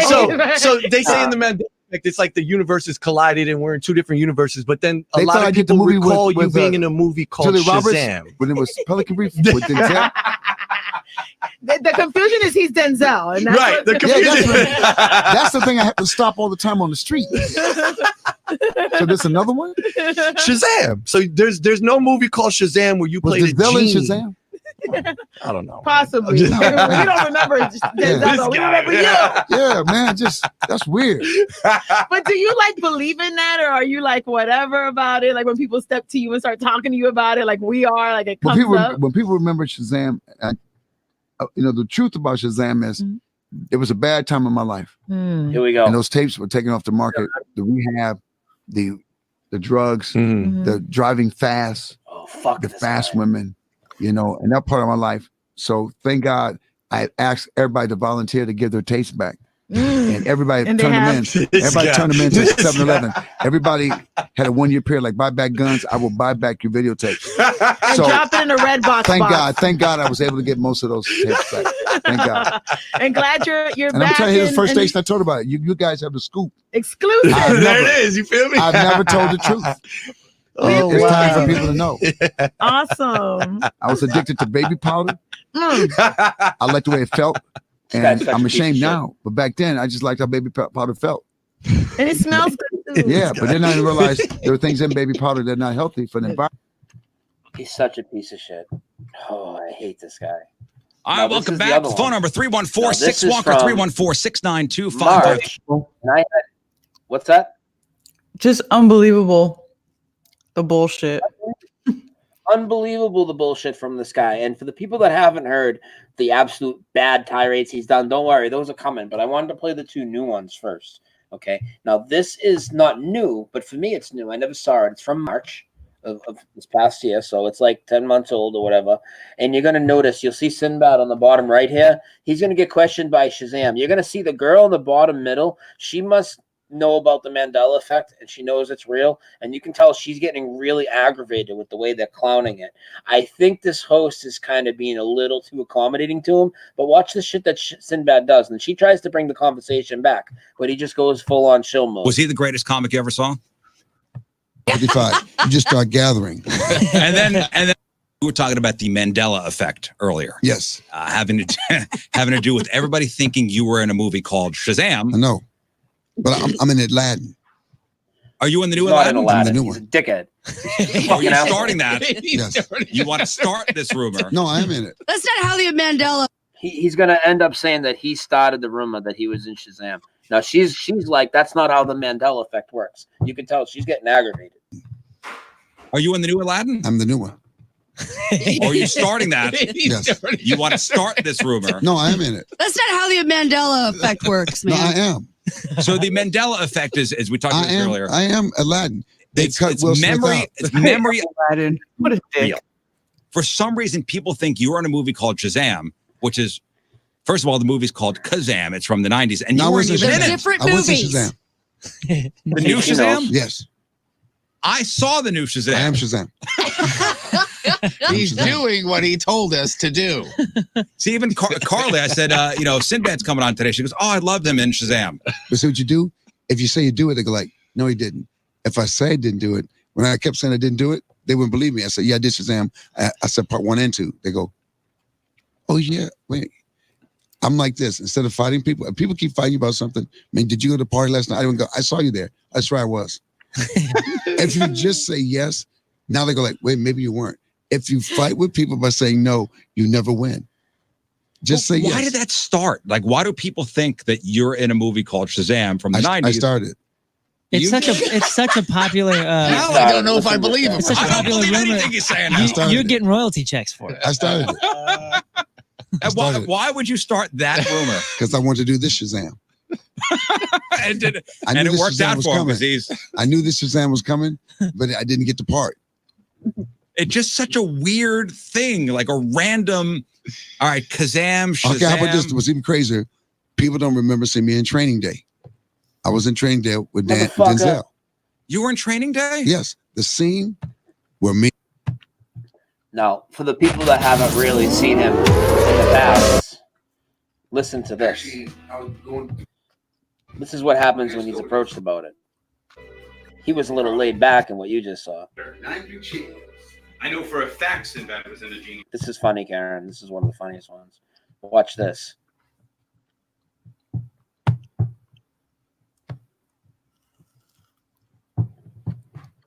I gotta refresh it. I'm sorry. My computer sucks. How ridiculous is this guy? Very ridiculous. Come on, man. What is going on here? Nobody is addressing this issue publicly. Again, this is what makes the Mandela effect rehab and things like that. This is a shill. A movie called Shazam with Sinbad playing a genie. You know what? The movie was never real. It was it's the rumor started in 2009. I don't know where it came from, but it's not real. All right, not real. Okay. From 93 Chills on Twitter. 93 Chills. I know for a fact Sinbad was in a genie movie. I'm not tripping.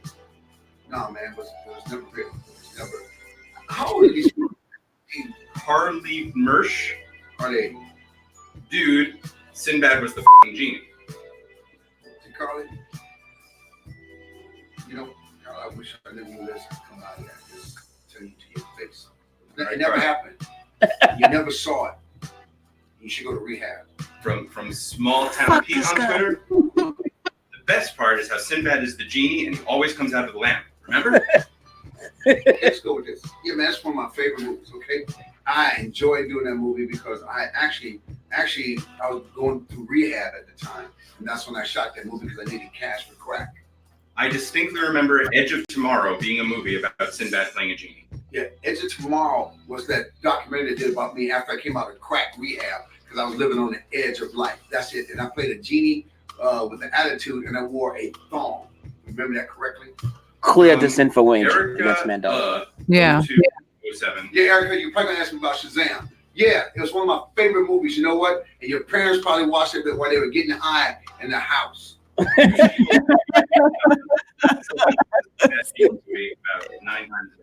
You know, man, I hope your career dies. Go, man.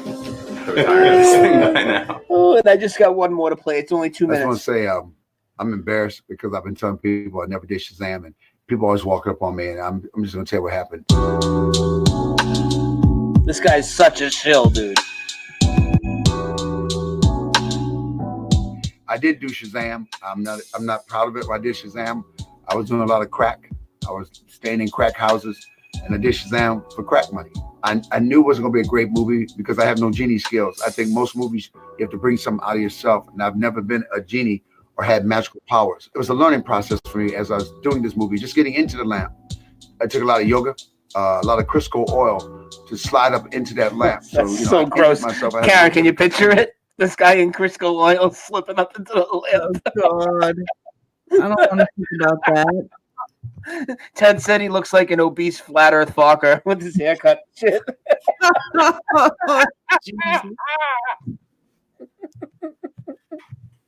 I'm not crying. I'm not crying because I'm tough. For those who said, hey, you saw Shazam when I was growing up, yeah, you did. It did exist. It took a lot of government intervention to get those videos out of people's homes and out of the video stores. I'm lucky because I'm ex-military, ex-special forces. We're sorry, Sinbad. The Mandela burglar does not exist. So we were able to do a lot of mind control stuff to get those videotapes away from people. There's 3 Mind tape control stuff. God. Shazam like videos Max still out Egan. that we did not find. And if we find you, we're going to kill you. And I just want you to know that. I want you to be aware of that because I felt bad that you didn't know you're on a hit list. And I'm ashamed. I'm totally ashamed of that. But I'm just saying, if you have that Shazam video, you're on a short list to have an assassin come to your house. So I'm not saying what to do. I'm not saying, hey, if you want to post it on Twitter or something, say, hey, I got the video. But that means your whole family's gone. And I'm just trying to put that out there because I feel bad because of my weakness, not admitting that I did Shazam when I was a bad place in my life. I was in a bad place. Stuff like that. And I tell people A show. It gets better. Right? That's crazy, right? That is crazy. And I know some of you guys already saw those, a couple of those because they're mad old, but everybody needs to see that. There's a ton of disinformation out against this, just like there is against Flat Earth. I get it every day in my feed. You know what I mean? I get the alerts and everything. So when there's a new article or whatever published, I get an alert on my phone, and it's constantly a bunch of bullshit. Yeah, so there's that. I just wanted to point that out because I hate this guy. He's a piece of shit show, and he's doing more interviews talking shit. So there's that. I also want to show a piece of residue. I love this Mandela effect because this one affects everybody. All the Mandela deniers, they are affected by this as well. And if you guys are listening, you guys know who you are. You guys have said it many times. Nudge Joel Osteen. And I told you when I listened to these wrestling podcasts, and I was listening to this today just by accident, literally just listening to it to fall asleep earlier. And he goes on about Joel Osteen, who's never existed. It's Osteen. And I know a couple Mandela deniers in particular in this community that have said Joel Osteen, and I've caught them. And here's more proof that it was Osteen. You're not crazy. You're right. You're not misremembering, though. The Mandela effect's real. But now it's Osteen. Have a listen. Compact Center had the naming rights, but they were in the process of selling the summit to Joel Osteen and Joel Osteen's church. But throughout all of this, Mike Joel McGee Osteen doesn't exist, Bruce Pritchard. building manager of the Summit in Houston, Texas. He's the one who built the Summit, and his company managed the Summit along with You like many that? other buildings across the world. And Mike's company had just come in, and along with Jeff Gaines, who at that time was the manager of the Summit, they were going to sell the Summit, and Compaq Center had the naming rights, but they were in the process of selling the Summit to Joel Osteen and Joel Osteen's church. But throughout all, Clearly, Osteen. So all you people who know of Joel Osteen, which is everybody here, Joel Osteen never existed. It's Osteen. Mandela effect's real deal, and it suck it up denies. So there's that. It's, you know, the deniers are sinking in quicksand fast. It's ridiculous. So you like that video about the DEA? The who? Mm-hmm. Yeah. That one's ridiculous. Who lady? That one is ridiculous because how much fucking residue do you have to show? And that's an old Mandela effect, but I do want to do videos for the biggest ones for me, especially where I have a lot of people that, you know, haven't really been in that community and they've missed it. And a lot of people didn't even know about the DEA one. I'm glad I did that. And there was so much residue. And if anybody's like, what are you talking about, Brian? The DEA, well, the Drug Enforcement Agency, well, they never existed. So if you know of the Drug Enforcement Agency, you're Mandela affected. I'm sure you've heard of the Drug Enforcement Agency, right? Well, they never existed. It's the Drug Enforcement Administration. Check out my video from yesterday, and you'll see all sorts of government agencies, newspapers, newscasters talking about the Drug Enforcement Agency. And I'm sure there's tons of movies and TV shows. I didn't even get into that. Drug Enforcement Agency, but it's always been administration in this reality. So, you know, the debunkers are sinking quick. I'm going to open up the phones. I had to bring everybody up to speed on Sinbad and what a piece of shit he is. So I'm glad I did that. Yeah, he sucks. By the way, and if you're watching Russian vids and Nathan Thompson, that Olstein was for you because I caught you guys both saying Olstein many times, and you guys both think Mandela's fake. Well, there's another one for you. We're not all misspelling it and just putting an L in some guy's name. Every single person just putting an L in some guy's random name. It's not even a word. It's a proper name. We're all just throwing an L in there for no reason. No, his name was Olstein. You know it was. Deal with it. Just like you know the lion laid with the lamb, but now it's the wolf in every Bible. How can anybody deny that? You're lying to yourself. You all know the lion laid with the lamb in Isaiah 11:6. Come on, man. You all know planets wasn't in the Bible. Planets is in your KJV. We got 200 and something flat earthers here right now. You all know planets wasn't in the KJV. You've all heard the arguments. It's in there. Open it. Kings 23:5. Debunk me. KJV. Kings 23:5. Show me how planets isn't in there. My goodness. 11 off your shelf. Unveiling this realm. You're on with Brian and Karen. I'm going to pop a vein. Who's this? My name is Dana. What's up, man? Oh, not much, man. I love your show. You and Karen are awesome. Very entertaining and informative. I love it. I'm a fellow flat earther, and I totally, I don't know, I'm pretty much sold on the whole thing at this point. But I've made one observation that I can't explain. I was hoping maybe you guys could. So I noticed the other morning that when it was sunrise, that the sun was shining on the underside of the clouds. And I'm trying to figure out how that works on a flat earth, you know, if the sun's traveling far away. But I'm just trying to wrap my mind around that one. And I didn't know if anybody else had any information there. Karen, what do you think? Well, it could be that there's a moisture layer below the cloud layer. Actually, there is a moisture layer below the cloud layer. There's one that's right above the surface of the earth that at a extreme angle becomes like a mirror. So if the sun is far away and there's a lower layer that is acting like a mirror, it's going to reflect the sunlight up under the clouds. Sure. I was thinking that, with the globe earther, you could just say that it's refraction. Well, that's what and they it'd be can't. funny to hear How many them argue times are we that one. gonna let them just say refraction, though? I mean, how's it? How from 90? How long? No, but I mean, let's talk about it for a minute. At least if it's sure. local, we could see that happening. But if the sun's 93 million miles away, how would it ever get underneath the clouds like that? I don't know, man. It drives me. It Well, makes my head. I totally agree. All the other information and evidence points to flat. I agree with all that completely. So I'm not here to debate No, I you know. guys at I all. hear you. No, I hear you. But I mess around with my globe and set a sheet of paper a little bit above it, maybe, a centimeter above, maybe where clouds would be, and mess around with the flashlight. And the only way I can get it underneath the clouds is on a globe. That doesn't mean that we live on a globe, but it's the only hang up that I have at this point. And it'd be neat to hear, even anybody in the community address it, because you're all so smart and fun to listen to. Ted Summer said Taboo Conspiracy did a video on that. So Oh, maybe you cool. check that out. Well, I'm after. going to check out Ben's video then. He's an awesome guy. I really like his stuff. Yeah, I love Taboo. Anyway, I'll let you get back to it, but I really love the show, guys. Keep up the good work. Yeah. No, hey, that's a good question. Thank you. I thought about it. All right, brother. Yeah. Have a good night, guys. All right. Much love. Yeah, wait. Me too. All right.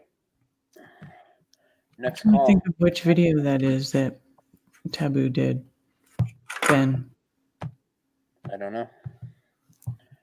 I do need to take 5 minutes. Want to take a 5-minute break, Karen? Okie dokie. Ugh. All right, after this call. Unveiling this realm. You're on with Brian and Karen. Who's this? Yes, Ginger again. So you guys were talking about Nigeria, right? No, I'm just being a dick. No, I know. And it's the closest thing I could come to the other word. Yeah. But Nigeria. Sorry. It's all right. Yeah, that's all I got. Oh, Jesus. Nigeria. Oh, boy. All right. I still love you guys. All right, pack it up. All right, I'm going to take my break now. Hold on, let me get the music up. I don't even have it up now because I had to bounce around so many fucking windows. Don't swear, Karen. People get aggravated. Waiting for it to load up. P-Brain, hold on. Now I gotta go look. All right, go look. I'm going to break. We're playing a song. We'll be back in 5 minutes. All right, then. You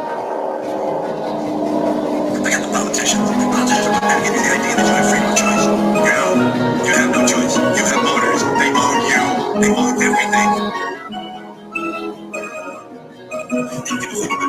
Sorry, Flattercourt music. I got you on. I fixed it. God. You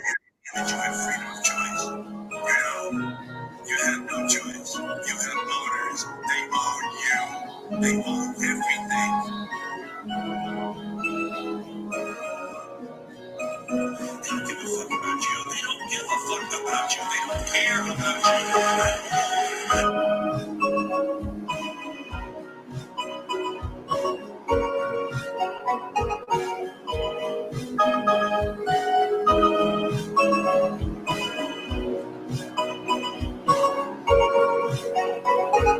Twilight, sometimes my mood swings and dumps me to the ground.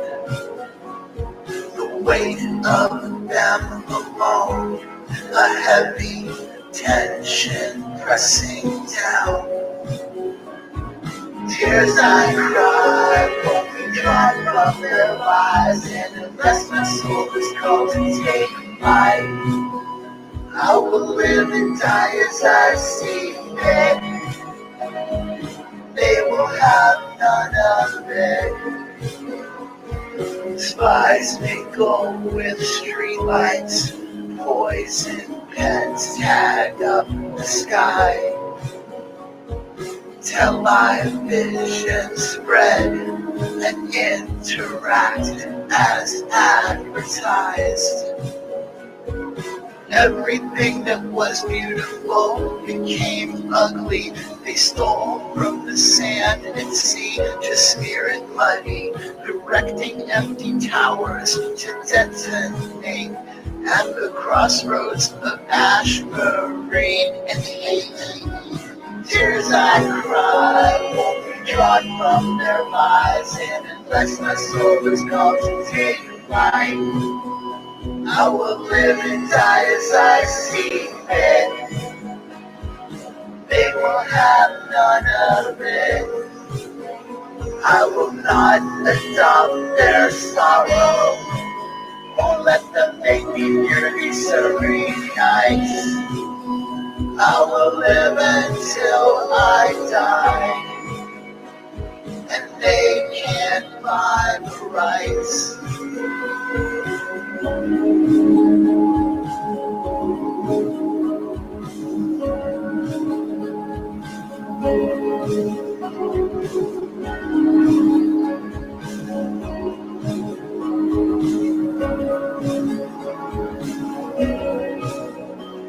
At twilights I feel down sometimes, as fear vibrations linger, like the refrain of a dark nursery rhyme sung by the ghost of a stolen singer. And they have always been here, but so have I. And only one of us can crack the sky.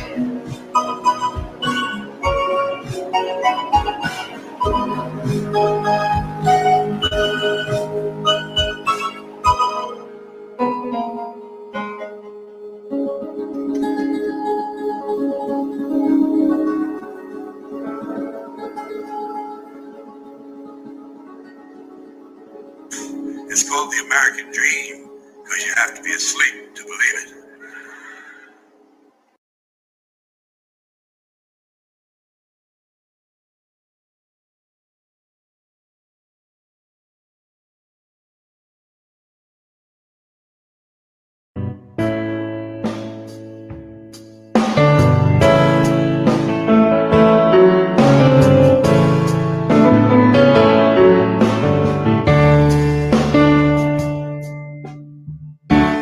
Watching the sun bake, thinking that it looks fake. All of the skies outside are covered in goo. Smoking a big tube, watching the YouTube. It's time to go in now, but what can he do?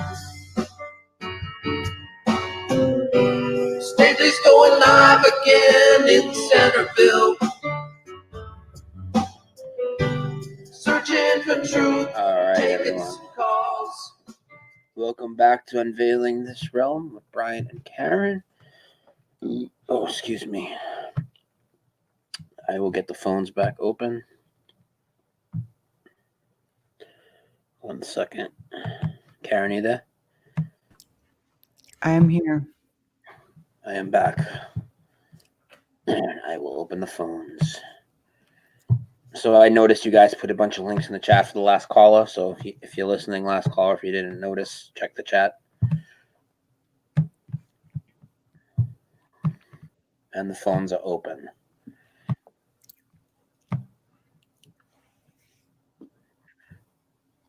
Let me get that fucking banner out of here. Here it is. All right. 978-435-0006. Yeah, we had up to like 270 at one point today. It's awesome. You'll have 10,000 subs probably in like a week, huh? You're getting close. I'm not answering unknown. I don't need to be called the N-word or talked about your Chewbacca penis and all this. Not to say you don't have a big dick, Karen, but, you know, I don't want to hear about it. Another unknown call. Can somebody real call in, please? Let's get somebody real to call in. What do you guys think about Sinbad? You think about fucking Tom Hanks? What do you think about Elon Musk? Let's talk about these characters. It's always a big conversation. Ridiculous. Which one, Musk? Yeah. Just is that all unknown? You're on with this one's good. You're on with Brian and Karen. Who's this? This is Eddie, Flat Ted. Oh, what's up? Hey, how's it going? We're going good. Let me shut the ringer off for you. Here we go. What's up? All right, cool. Yeah, we're good. Hi. Yes. Oh, great. Yeah. Well, I actually commented in chat a couple times. What I saw, I was watching Pawn Stars. I haven't watched that in quite a while.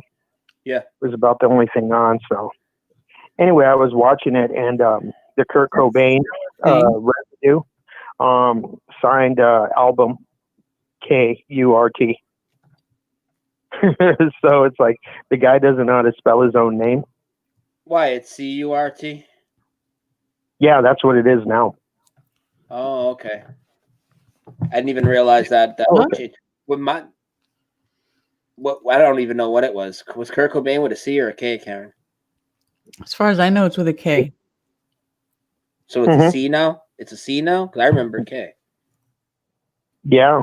Yeah, if you Oh, I look up didn't his name, it comes up with a C. I didn't even know that changed. And you know what? The other big one, the big one for me with that is the Nirvana Unplugged. For anybody that's listening that doesn't already know this, nothing new, but I know we do have people new to it here. So, do you remember the Nirvana Unplugged, people? I'm sure you do. It was the biggest unplugged thing. Oh, yeah, on MTV when they just do it acoustic. Yeah, they do the acoustic, and all around him, he had all these candles, and the candles were white. There were all these white candles all around him. Now all of those candles in the Nirvana Unplugged performance are all black. If you go and look at it, it's real creepy looking too, because they're all black. You almost can't see them. That's trippy. Yeah, that is wow. Because normally all the unplugs, it was like up close, very few people in the studio. Yeah, I'll bring it up. And you didn't it know was that? really Yeah. warm. It was white candles. It was white candles, and I have some residue too from people that have done parodies. They always do it with white candles. You know what I'm saying? Yeah, why would you go completely opposite in a parody?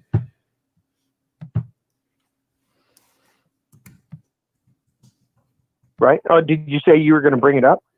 Yeah, I actually have it up right now. Hang on. I just went and grabbed it. Oh, I that's do pretty have cool. it. Where do you see this? Yeah, this is an old one. I should have made a video on this one. The black candles, everyone. Yeah, I'll rewind it a little too. I was a big MTV watcher. You Look at know, the black candles. Look at the black candles next to them. Look at the black candles. These were white. 100% they were white. It's weird. Oh, I know you're on a delay, but they're all black candles now. And I can show residue too from I have a picture of some parodies that people did, and when they do the parodies, of course they do it with white candles. Yeah, I'm gonna bring that up. yeah, right I now. think Jimmy Fallon's done a parody on Nirvana. Oh, has he? I think so. He's done a lot of parodies. He's actually a pretty good singer, artist. You know, he's like he's a robot. Yeah, watch. I'm gonna go into a screen share right now, and I'm gonna show everybody the image. And this is what it used to look like. Those are white candles there right now, right? In the picture I'm bringing up, yeah, it's taking a minute to boot up though. My computer's slow. See the white candles, Karen? Yeah. This guy's pretending to be Kurt Cobain doing the Unplugged. They're doing a parody, and they have all white candles because that's what it was. That's exactly what it was. It was definitely white candles in the Nirvana Unplugged, 100%. Now they're all black. Put out. Oh, I don't know, a while ago, because I know I saved this image probably like a year and a half ago, maybe, because this change happened a while ago.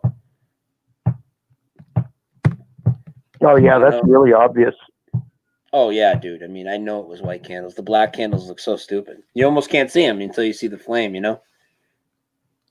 Right. Yeah, I was thinking about, because those are the acoustic sessions on MTV, the Unplugged. They were always like kind of dark. I mean, you know, lit wise. So I was thinking, how would you see black candles when you mentioned it? I'm like, how would you see that? And that one was like the most popular, and it was so iconic because it was right before he died. I think that was might have been the last. That might have been the last performance that he gave. Oh wow. Mhm. Wow. They And were for that one definitely to white. change, that's trippy. For his name to change is really odd too, but not necessarily considering the whole Mandela effect. Yeah. Or people are liking to call it the quantum effect versus Mandela, because I guess a lot of people don't like that lately. Yeah, I don't really like the word quantum any better than Mandela effect, though, to tell you the truth. I don't like the word quantum at all. I associate that I with prefer bullshit Mandela most of the because time. there's real basis. Quantum is 100% theoretical. Yeah. You know, and I yeah. can't stand that pseudoscience whatsoever.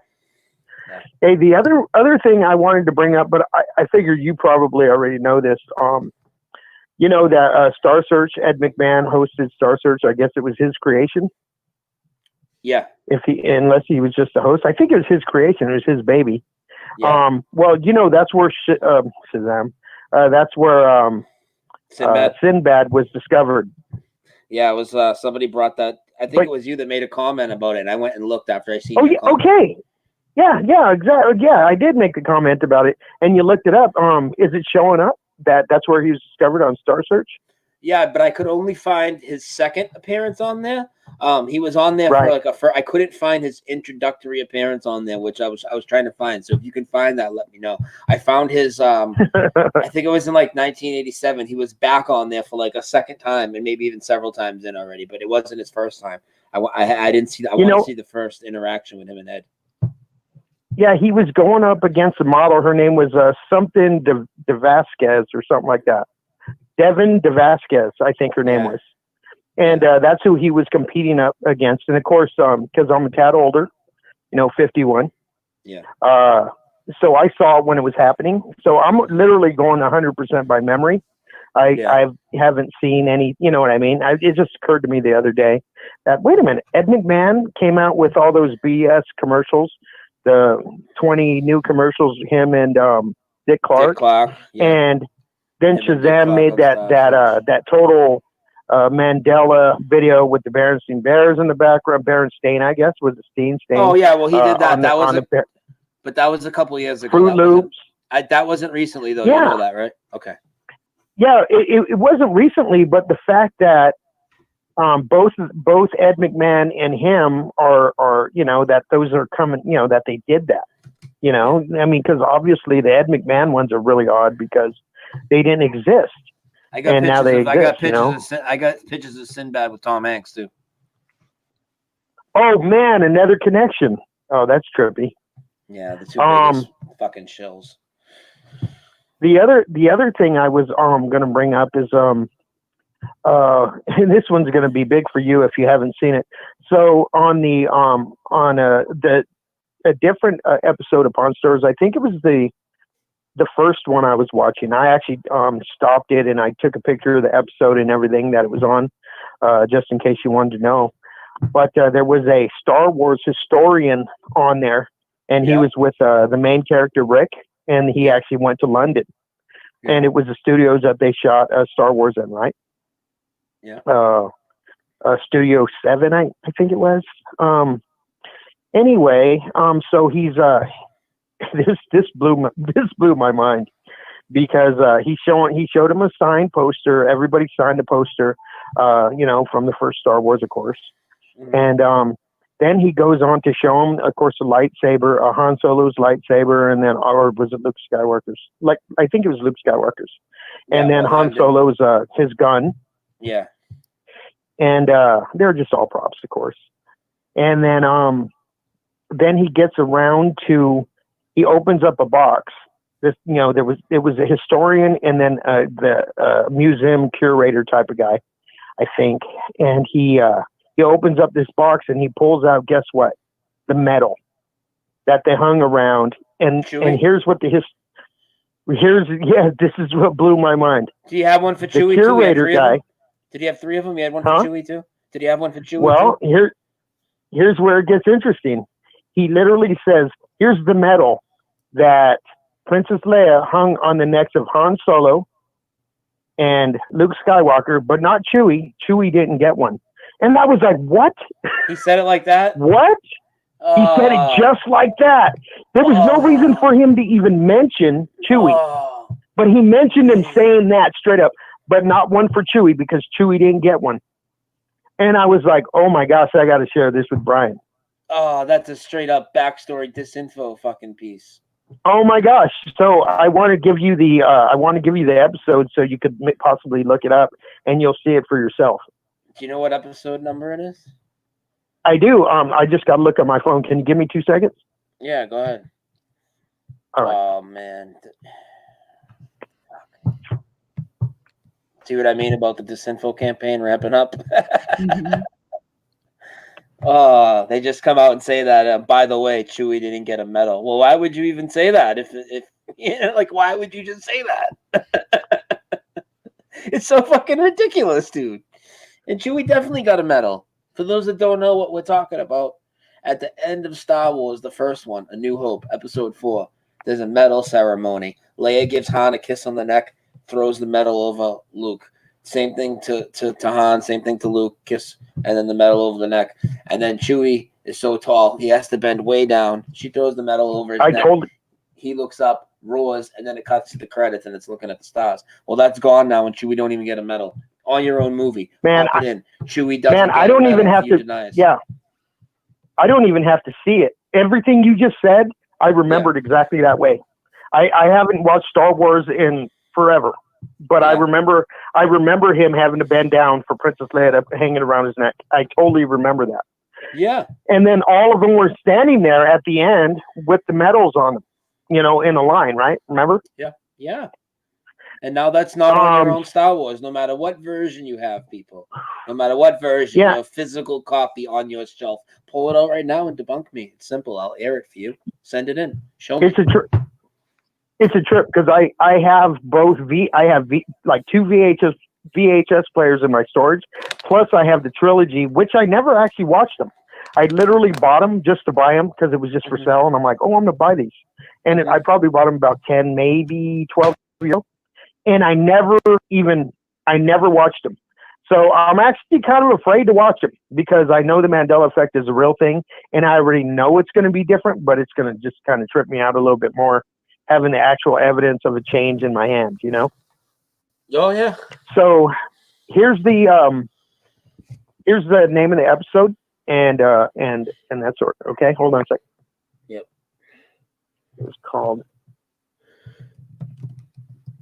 It is called May the Pawn Be With You. That's the name of the episode. And do you know about where in the episode it is? And the actual episode is season 17, episode 10. Yeah, I got the... All right, season what? Season 17, episode 10. I didn't realize Pawn Stores was on that many seasons.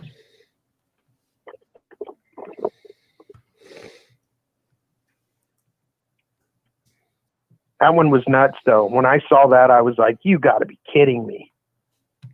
Yeah, the you know, and it totally only that one's only chopped up in all little individual 5-minute clips. It's not like the whole episode that I can find. So if you find the clip, send it to me or whatever. Right.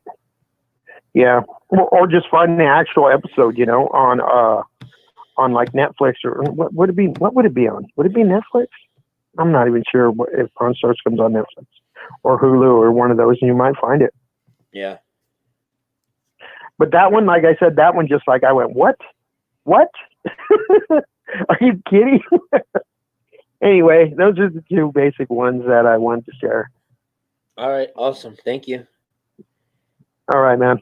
Hey, you guys have a good night. Have a good night, Karen. All right. Bye. Bye. All right. Next caller, 978-435-0006. I'm just going to put my mic. Give me 1 second. I'm just getting comfortable.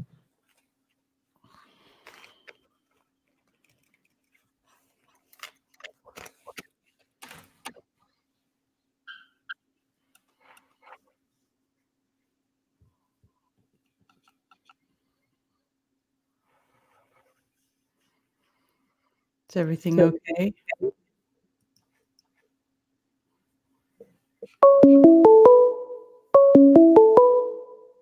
Yeah. Unveiling this realm with Brian and Karen. Oh yeah, you got another caller. Yeah. I'll hang Hey, up it's on Mouse you. Scooter. Hey, what's up? Let that clear up. What's up? Oh, hey, what's up? Oh yeah, hey, my roommate called earlier and I heard y'all say that he sounded just like me. I was like, I never even really thought about that. But he's actually 23 years old and I'm 49. We're two totally different people. But I wanted to tell you a little interesting story. I'm only going to take a minute every time. Go ahead. 3 years ago, I was living in Leicester and driving 22 miles each way to work at a place called Curbside on my scooter in the middle of the winter. And I wanted a place closer to work. And I managed to move into this place where I live right now. And then here, 3 years later, after I quit Curbside, is when my boss from Curbside told me that there's a guy living in Leicester that's been driving a scooter here to work every day, and he's wanting to get a place closer. Well, now he's my roommate. So, I don't know. And I don't really believe in coincidences and all that, but there you go. That is that. That's interesting. Yeah, it just kind of happened like that. But, yeah. He's a really cool guy. He's like the best roommate I ever had because he's not a crackhead, meth head, doesn't do any drugs or anything. He's really cool. You know what I'm saying? He seemed very nice when he called. Yeah, he's awesome. He's really awesome. You know, I've had lots and lots of roommates in my life in Missouri and here in North Carolina. And usually, I mean, they usually end up being fuckheads where they always do stupid shit and this and that. But, you know, get the law called on them. And, you know how it is with roommates. But this guy, no problems whatsoever. He's cool. He's totally cool. Sweet. So, anyhow, I just wanted to throw that out there. I don't know if you can see the screen right now, but Karen's looking like Tupac with her bandana. You like that? No, I can't. Ain't No, nothing but a gangster party. I'm not seeing it. But that's the problem with the phone is I can't do the live stream and talk on the phone at the same time. That really sucks. But that's why what was cool about when Dustin called a while ago was I was able to watch the live stream while he called from his phone. That was a change for me. That's the first time I got to do that. Yeah. Yeah, he was calling from his cell phone, so I was able to that's cool, though. keep watching and listening. Yeah, that was cool. First time he's seen this show, and he just decided to call in. Why are you so quiet, Brian? No, see, Dustin is always here in the living room and stuff when I'm watching Richie from Boston and you and Dan, Scary Performance and all these other people. He's always checking off the stuff and everything and listening and watching. And he's been interested in wanting to talk, and that's why he wanted to call in. Yeah, that was cool that he called. Brian. Can you hear me? Yeah, but you're really quiet. What'd she say? What'd you say, Karen? No, she said I'm really quiet. Oh. Brian is really quiet. Yeah. I moved away from the mic a little bit.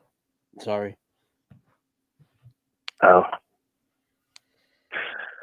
If I ever get Charter Cable hooked back up again, I'm going to start doing live streams again. I used to all the time, but it was all about the Rubik's Cube, so nobody really, y'all don't really know a whole lot about that. But I used to do it when I was living in Leicester, back in the day. But maybe sometime soon I'll get back on the high-speed internet with unlimited data, because this bullshit of paying for 30 gigs a month is just 30 gigs a month ain't crap. I mean, I can use that up in one night. You know what I'm saying? Where do you live again?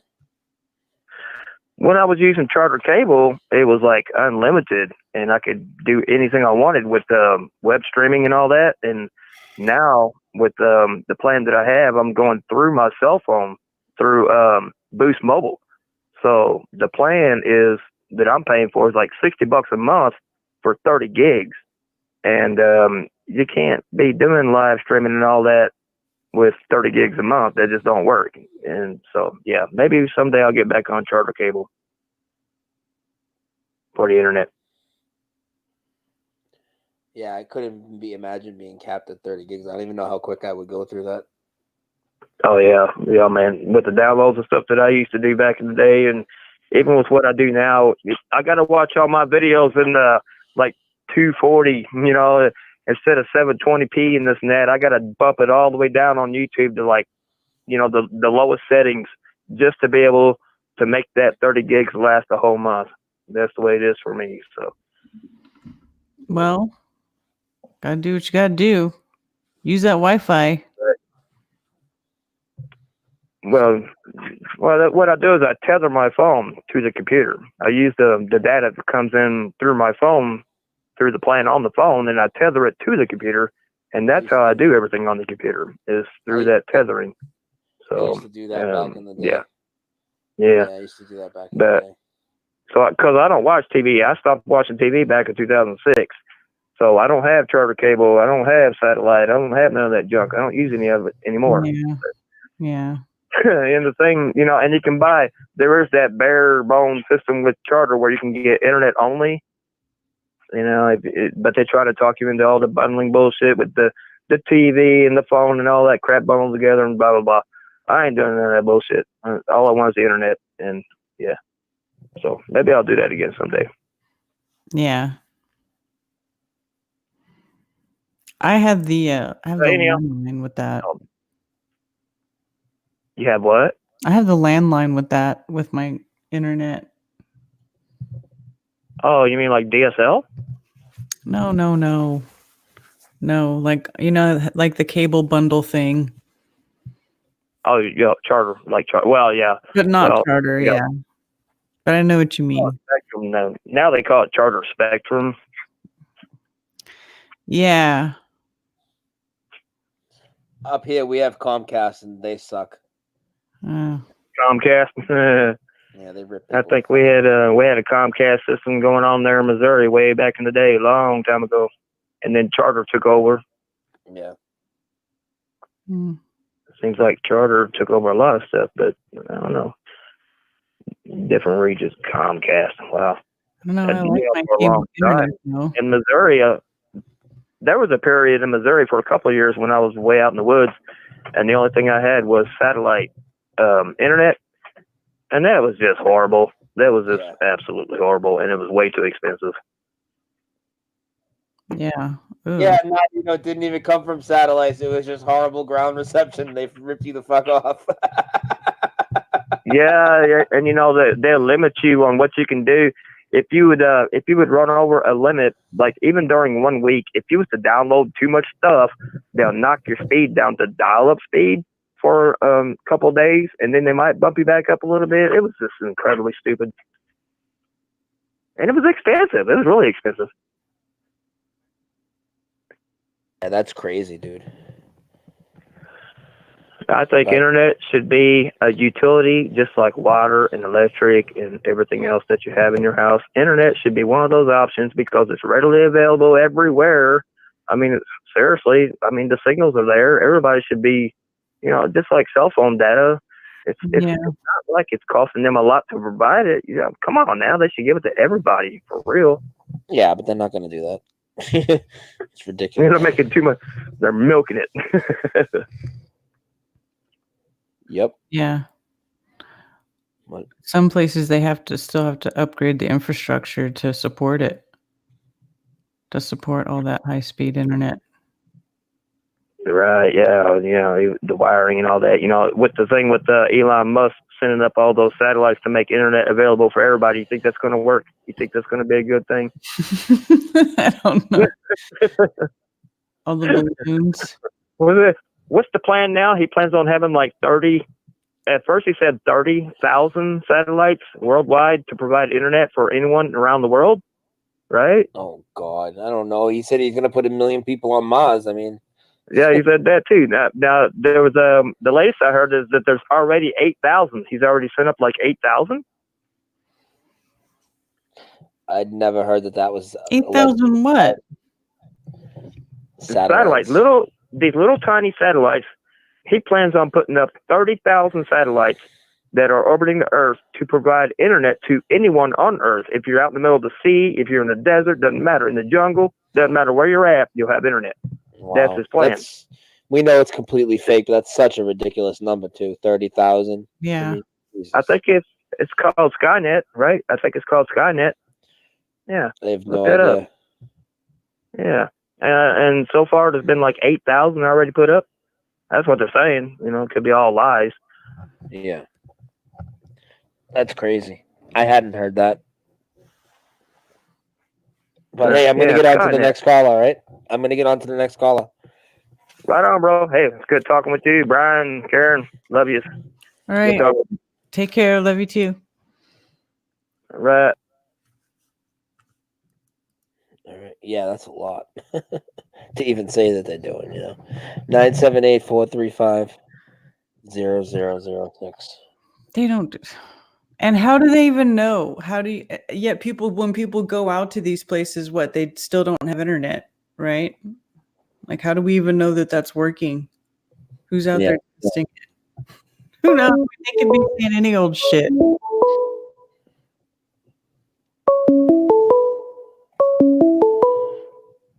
Unveiling this realm with Brian and Karen, is this? Hey, Brian, it's Ted. Hey, what's up? Oh, not much. Sharing all the fun stuff during your stream here about Elon and his retarded schizophrenic type of dance he had going on. I really hate that fucking guy.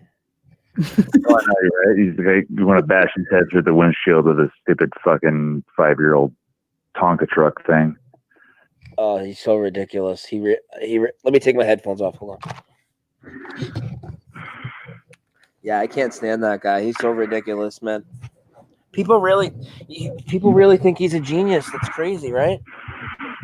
I know, it's funny. It's like, and especially hear about that, how he was like the president of Mars or whatever in that old book or whatever. Yeah, the Warner von Braun book. Yeah. Yeah. Was it him or was it Werner von Braun or was it the guy who came up with the satellite? The guy who thought of that one. I think it was the other guy. Yeah, somebody was saying the von Braun book, but I don't know if it was von Braun. Who's the satellite one? Jules Verne? Arthur C. Clarke is the satellite. Ooh, and I think it was okay. Yeah, Arthur C. Clarke or Jules Verne. That might be one of them. Yeah. Yeah. But either way, yeah, it's ridiculous. People will believe anything, bro. Again, look at the red car in space. Mm-hmm. Let's say, did you see the link I sent you I think yesterday about the little residue from They Live? Oh no, what was it? What did you send me? I didn't even get. Oh, it was a stupid little thing going over how retarded the new Predator movie was, and they talk about one dude who sounded like a stuttering dude from They Live, where he's going, "Okay, and you're to kick ass and chew bubble gum." They just kept on showing him how he's just chewing gum through the entire movie or whatever. I'm like, oh my god, right there. Oh yeah, that's awesome. I'm gonna have to use. I need that. Make sure you remind me. I have to save that. I need to save that one. Yeah, no problem. And let's see, I love getting my coworker here because he's religious. He's like Mormon. I was telling him about all the Bible changes. He's like, what? I'm like, yeah, now the lion lays with the wolf now. He's like, what? Well, the lion got swapped out with the wolf. The wolf lays with the lamb. Yeah, oh, Jesus. Yeah. I was trying to tell him yeah, check out all these freaking little bits here, dude. It's it's shit's changing now. It's getting ugly. Yeah, did you see the little short video I did? That was just basically Carla's call from the night before, just of the Bible changes. Yeah. Oh God. Yeah. I was everything was hitting me. I was like, holy shit. That's why I sent you the link from Boondock Saints that luckily didn't change, but oh my God, it's everywhere. It's retarded. Yeah, I don't know how people deny it, dude. I mean, come on. I mean, look at all these people here. All these people here should know that Planets wasn't in the KJV. They should all know that. Planets is in there now. Yeah. And Jesus was hung in a tree now. So there's that. No big deal. Jesus was just hung in a tree now in your Bible. No big deal, though. No big deal. The Bible that's in your house can be 1611 KJV, Act 530, Jesus hung in a tree, Kings 23:5, planets are in there. There it is. Aliens are in there. All sorts of shit. Yeah. I don't know. It's just so stupid here. And they're trying to tell people about flat Earth. Now it's Mandela effect has way more shit because everyone can at least remember some of that shit, like especially with Shazam. I was like, I remember seeing the freaking previews like back in the day, and now I'm like, I didn't want to see the movie because it looked like crap. Yeah, and now same. you realize that Sinbad's just crap, and just. Like, I clearly remember both movies. I wasn't mixing you. First of all, Sinbad barely looks black. You don't mix him up with Shaq, dude.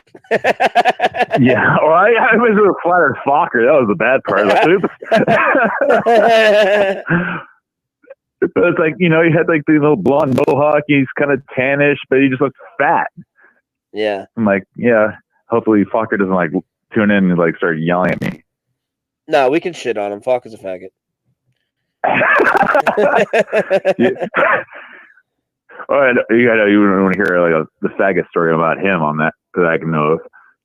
Why, is there a story where he fell onto a bag of dicks or something? No, it was when I arrived at the Flat Earth International Conference in Dallas. I arrived late because I missed my flight, so I ended up getting a good friend, Caroline. She paid for my ticket. I thought I paid her back, but got there and walking with Karen, and I see Fokker. He's like, "Hey, Ted, let's go make out in front of your girlfriend." I'm like, "No, let's not do that." I'm not surprised. Nobody here. There's 230 people in there, and they're not surprised that Flat Earth Walker tried to make out with you. Yeah, that's what happened. he was drunk. I know. I saw him. I was watching his live stream. I was watching. Created for a good part of that conference. I know, because the next day we're all wondering where the hell he's at. He's like still passed out. Oh yeah, I didn't see him go live like all day. It was like up until it was over. Yeah, I'm like, where's Mac? Where's Mac? Oh, yeah, I know where he is. He's hungover because he was in the bar. He's got a shot in one hand. He's got a beer in the other. He's getting loud. I'm like, oh, here we go. This is great. Yeah, say while you're here, and you were there. So, what about that fucking guy, huh? The guy that the fucking Kimmel had? Things that sound all crazy for me. Is it just me or? I like shit for a second. All right, I'm back, right? Can you hear me?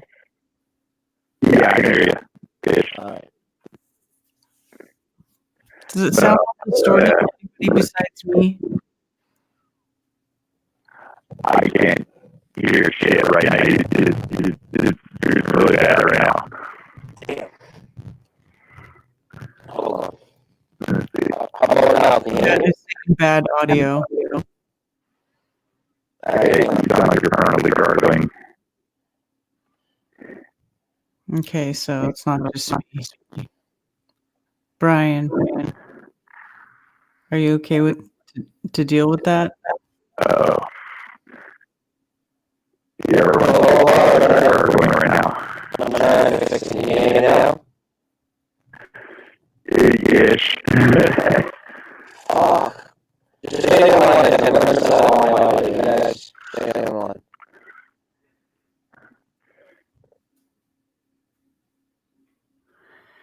Yeah. I sound okay, but Brian and the caller sound bad, they said.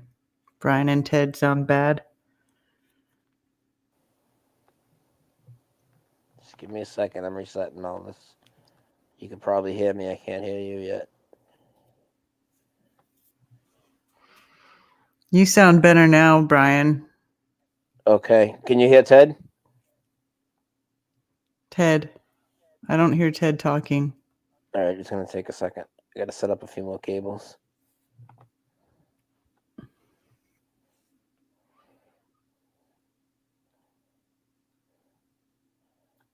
Oh, I think he might have hung up.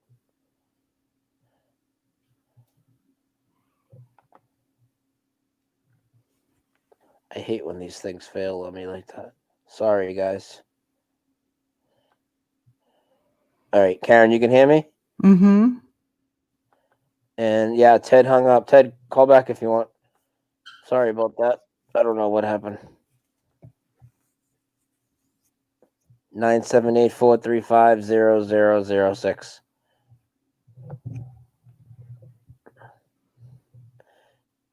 Give us a ring ding dong. Give us a ring ding dong. Ring ding dong. Ring a ding ding ding dong. We are the fucking best, says Steffi P. We are the fucking best. I thought we've talked about this. We already came to this conclusion. Hey, who's this? Yes, Mary, that was Ted Summer on the phone. Oh, can you hear me? Yeah, who's this? Brian, Karen. Hey, my name's James, and earlier we were talking about Elon Musk. And Yeah, I didn't get in earlier when I wanted to, but it was an interesting interview during 2003 at Stanford. Are you guys familiar with that? Not me, no. Yep. What happened? So you broke up. Well, he was talking about the upper atmosphere and the density of the upper atmosphere. And I think it's really telling because he said almost verbatim that he was going to fuck Karen, but he was leaving dibs for Brian. I was wondering how you guys felt about that.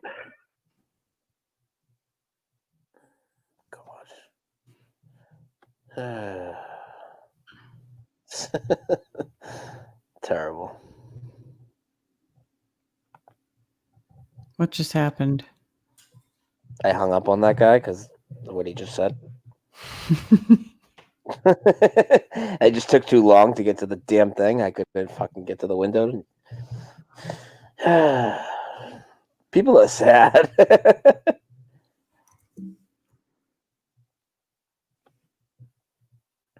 I will open the phones. 978-435-0006. Karen, I could probably take another call or two, and then I'm gonna wind it down. Okay.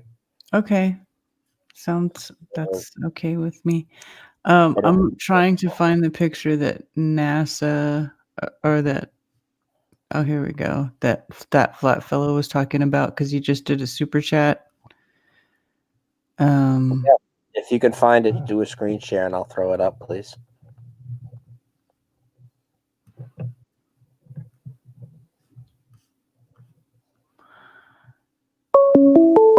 Front page.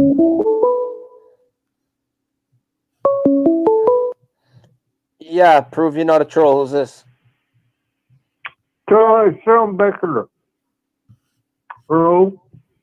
Hello. Oh, how you doing? It's Sean Becker. Hey, what's up, Sean? Sean, I'm doing all right. I'm sorry for spoken because I had to take you out of me. Oh yeah. I'm sorry for. Yeah, I died. You died? Died for 30. I died for 35 minutes with a medically induced coma for 40 days. Oh my God. Third speech impediment. I'm trying to sound clear. I've had a long road. I'm trying to recover, but it's everyday struggle. What happened? Did you get in an accident or something? No, I had a hard hit. Friend of my dad's side of the family. And my dad had a hard hit first when he was 44, died at 16. My grandfather died at 53. Oh, I had a hard hit when I was 36. Oh, well, I was on the run. What? Yeah. I was on the run. I always see you. You're always in the chat, and you're always Yeah. helping everybody out spread No, the information and shit. I appreciate that, man. No, my pleasure. I feel like I'm alienated from everyone. I feel like I'm totally alone because I feel like I know everything. What? I'm sorry. So sorry if the static. Yeah, I hear me echoing. That's why. Yeah, I don't know when to speak. Yeah, but I've had a long road. I've been in this condition for like eight years. Do you hear that? That's brutal, man. And always, yeah, it's Years. Then one accident, they cut me in a magazine tooth. Cut me in a magazine tooth.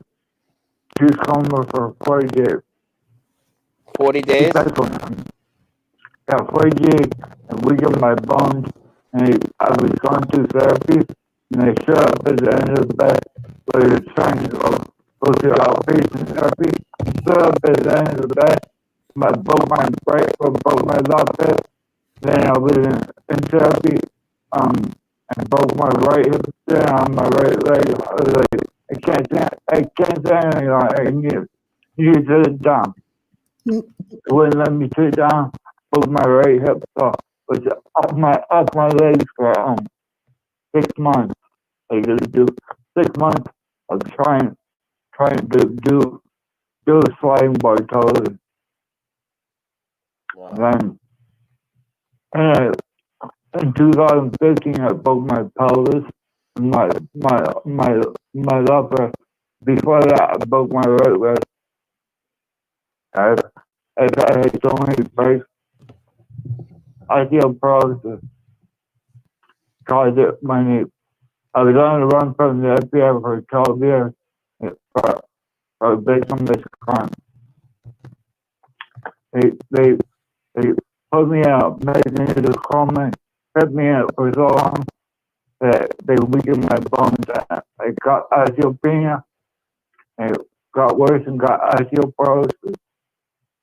And now I got osteopenia is 2.49 with osteopenia for about a couple of years.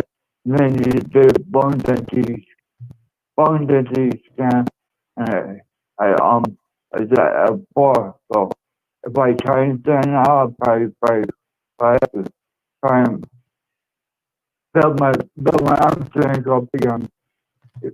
Get strength to wheelchairs again. It's hell. Real hard. Yeah. I'm trying my best. I'm sort of soft-spoken and swear a little bit because my brain is smart as ever. I don't know if you can hear me. I can a myself little. echoing a lot. Yeah, I don't know why. What's up with the fucking audio? The audio's all static. Yeah. Everybody's saying, I don't know why. Yeah. Well, you have a lot of people. Back later. Well, you have a lot of people here, man. I mean, you're not alone, you know? Yeah, you guys have been my saviors. I connect with all you guys. I can have better understood type and take that long time. Very long-winded. I have so much to say. Can't get out all at once. I feel like I'm isolated. I try to talk with my family. My family, they're like, when I start talking to them, they always listen to me, but they don't totally understand. I'm like, well, look at this. They share all these posts and photos from my face. They don't. I mean, unless they tell them that, they don't even see it. And even if they tell them, they don't really watch it. I'm like, I'm getting all this information.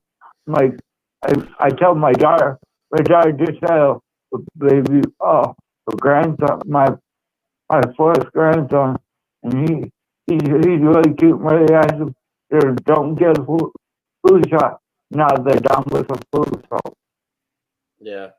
I'm like, Yep. I've been telling you all to get a vaccine. I've been telling you don't get them, but I guess you can make a heart survival, but you can't make them drink. I feel like no one listen to me. No, we all have that but problem. if you guys want to know how this drone works, like FPV Angel, he's the best. If you go in, and I tell you to him.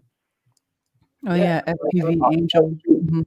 Yeah, I sub his channel. I go Oh. over there a lot. Yeah, he's the best. If you call him, he Yeah. He said, all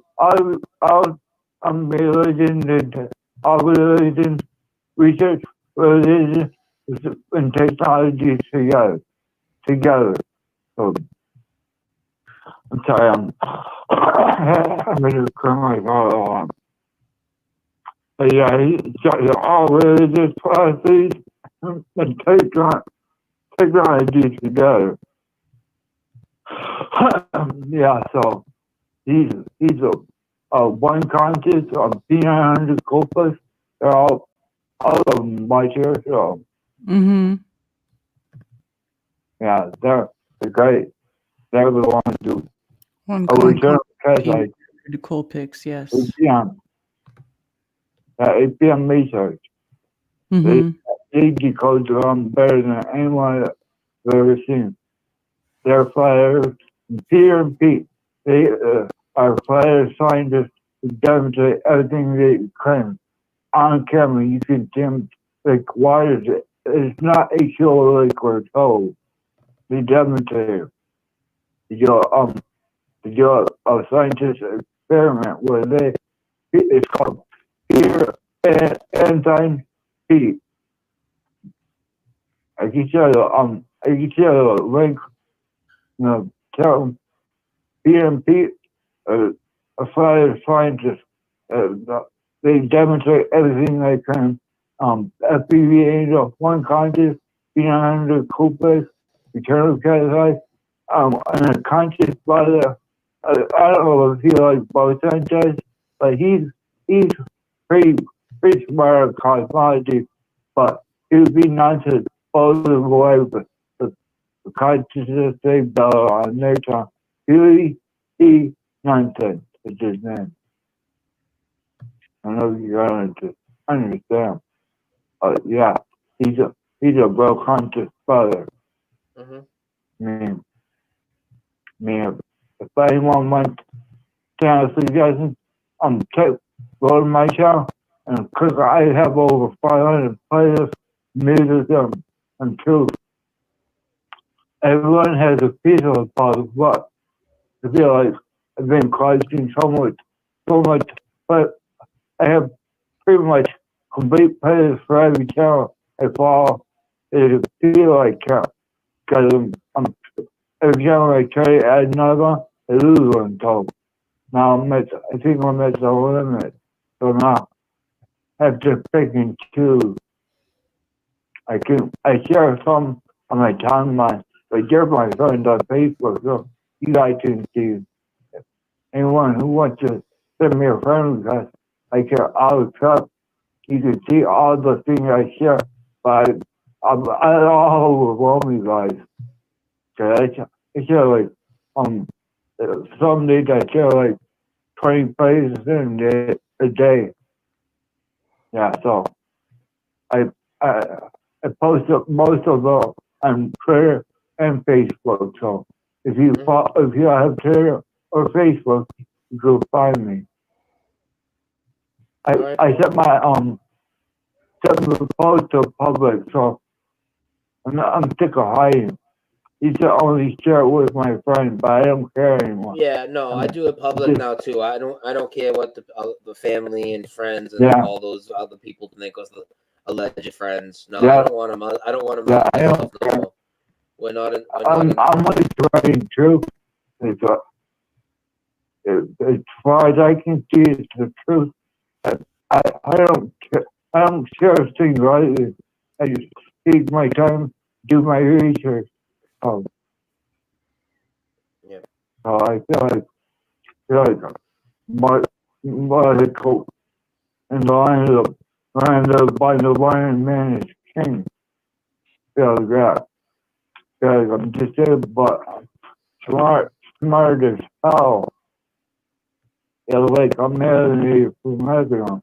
It's my neighbor sitting here I'm in a nursing home, but I'm working on trying to get into a residence so I can take advantage of my state has medical to qualify for medical, so I need to get my medical card.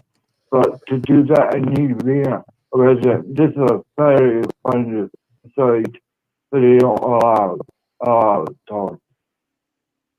But I've known since I was 12 years old. I had a subscription to High Times. So I've been reading about this up since I was 12. When I was 6, I started questioning my Catholic Bible study nuns. They couldn't answer me, so I was a black sheep of there. Now they started studying all sorts of philosophy. I couldn't, I mean, I respect everyone's faith, but when you tell me we live for else, you burn in hell for eternity, they just can't buy that. I'm sorry. I mean, it's either the Bible and all scriptures, but all holy books have some Bible. You just have everything has to be decoded in this realm. So I don't know if you can actually understand me. I'm echoing a lot. Yeah, the audio's all chopped up, Sean. So I'm gonna let you go so I can fix the audio. But thank you so much. Yeah, thank you so much for calling in. And put your Facebook put your Facebook link in the chat so people can subscribe to you on follow you on Facebook and all that. You know. Sure. Yeah, definitely. Thank you, brother.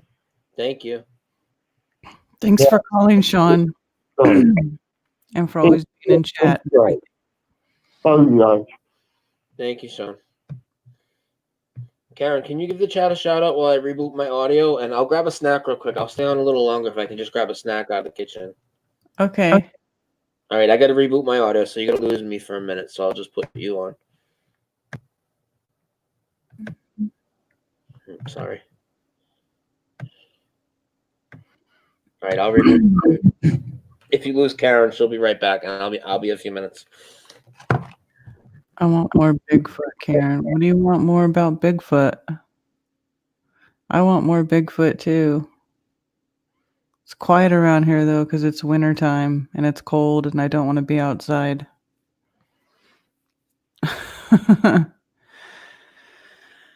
Yes, shout out to Sean Becker, you guys. Don't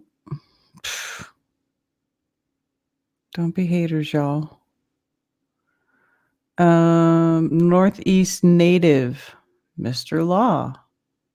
Salvatore's 1111. Tell the truth. David Copetti. Lord Help Us Tampa. Kim Ray, Pyridoxine Oxide. Gypsy Road. Effie Mowry. Made in Texas. Zachary Cherry. Mad Pie Man. Musicians for Truth. Natalie. I lost it. Oh, Natalie Rangla. Hope I'm saying that right. Ham on Rye. Steffi P. Mr. Law. Outcast. Captain Rankin.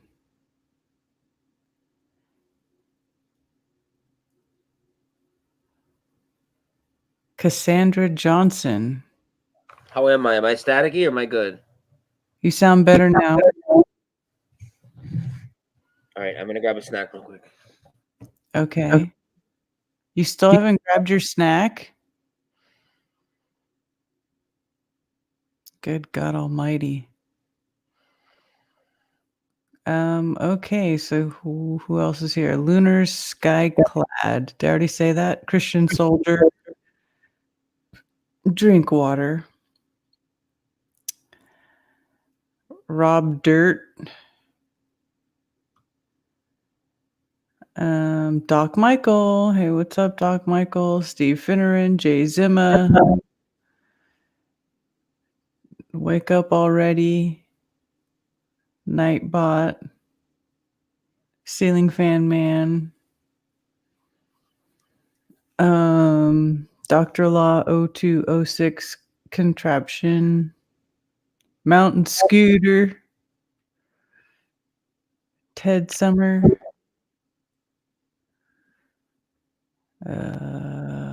Spirit Sealed.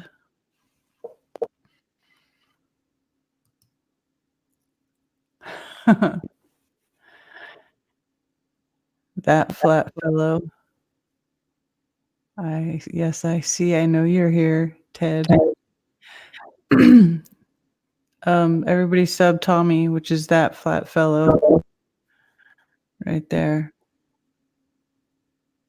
Is Dr. Law and Mr. Law related? I know. I kept thinking Mr. Law started showing up in chat, and I was like, Dr. Law? And he's like, no, I'm Mr. Law.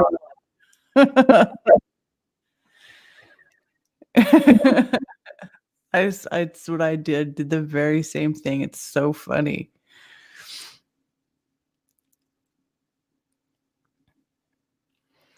Brian Wolcott. Hey, what's up, dude?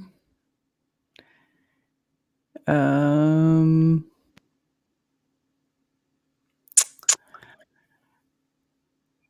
don't know. Is that it? Did I shout everybody out? Brian.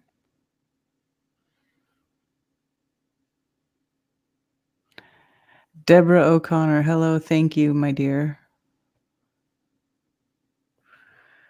Yeah, there's 2 laws now. What's up with that? We got Dr. Law and Mr. Law.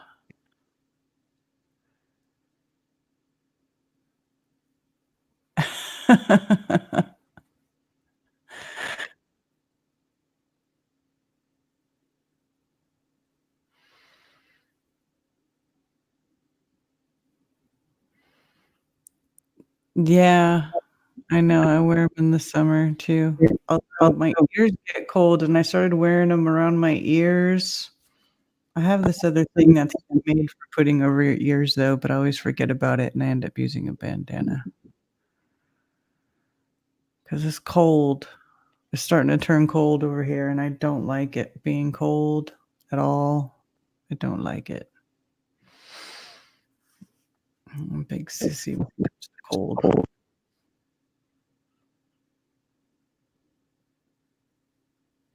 Keep spamming that flat fellow. Yeah, you guys keep spamming Tommy's channel.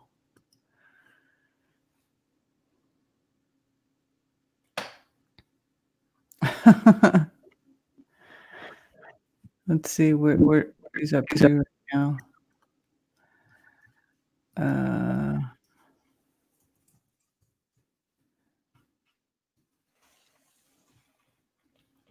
827.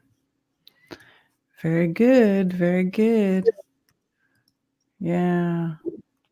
So there you go. Thank you, Ted. Let's see Thank you for spamming Tommy's channel. Yeah. Tommy does activism on the regular. He just wants to be able to do it straight from his mobile.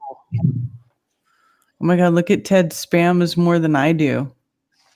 He learned from the best. Are you okay, Brian? Yeah. All right. I'm going to open the phones. What are we looking at here? This is when Tommy did a super chat. He said, look at the cover photo, the astronaut's helmet, which is like reflecting whatever's in front of it, right? You got the Earth behind the astronaut and it's in the helmet in front of it. Oh my God. It does. I mean, it is kind of whack, huh? Is that right? That is ridiculous. I can see it on the top right there. Mm-hmm. All right, next call. 978-435. And a balloon on the left there. We got a nice space balloon. So ridiculous. I wonder how much fun they have just making this shit up. I mean, they literally just can do whatever they want with their imaginations. Think of some of the shit they say. They literally can say, they can get as high as they want and say whatever they want.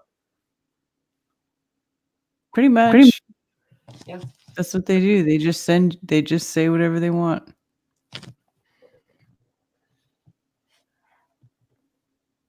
978-435-0006. Karen. Sup? I think I'm gonna wind it down. I don't really feel that well. Okay, that's fine. We went 3 hours. Yes, 6 hours is a long time. All right. Yeah, I need That's to a get. good, nice round number. All right, guys, we're gonna wrap it up here. Thank you, everyone. If you don't know, we do a lot of shows on my channel as well. So I put my link right in the pinned comment, and all of me and Karen's links, whatever you need, are in the show notes. Karen, anything you want to point out? 1, 2, 3, 4. Thank you, Ted. All right, everybody. So make sure you sub and bell me. Make sure you sub and bell Karen B. And I will see you soon. Maybe tomorrow or the next day. All right. Thank you, Karen. All right. Thank you, Brian. All right, Sub good night. and bell. Be well. Much love, everybody. Peace out, guys.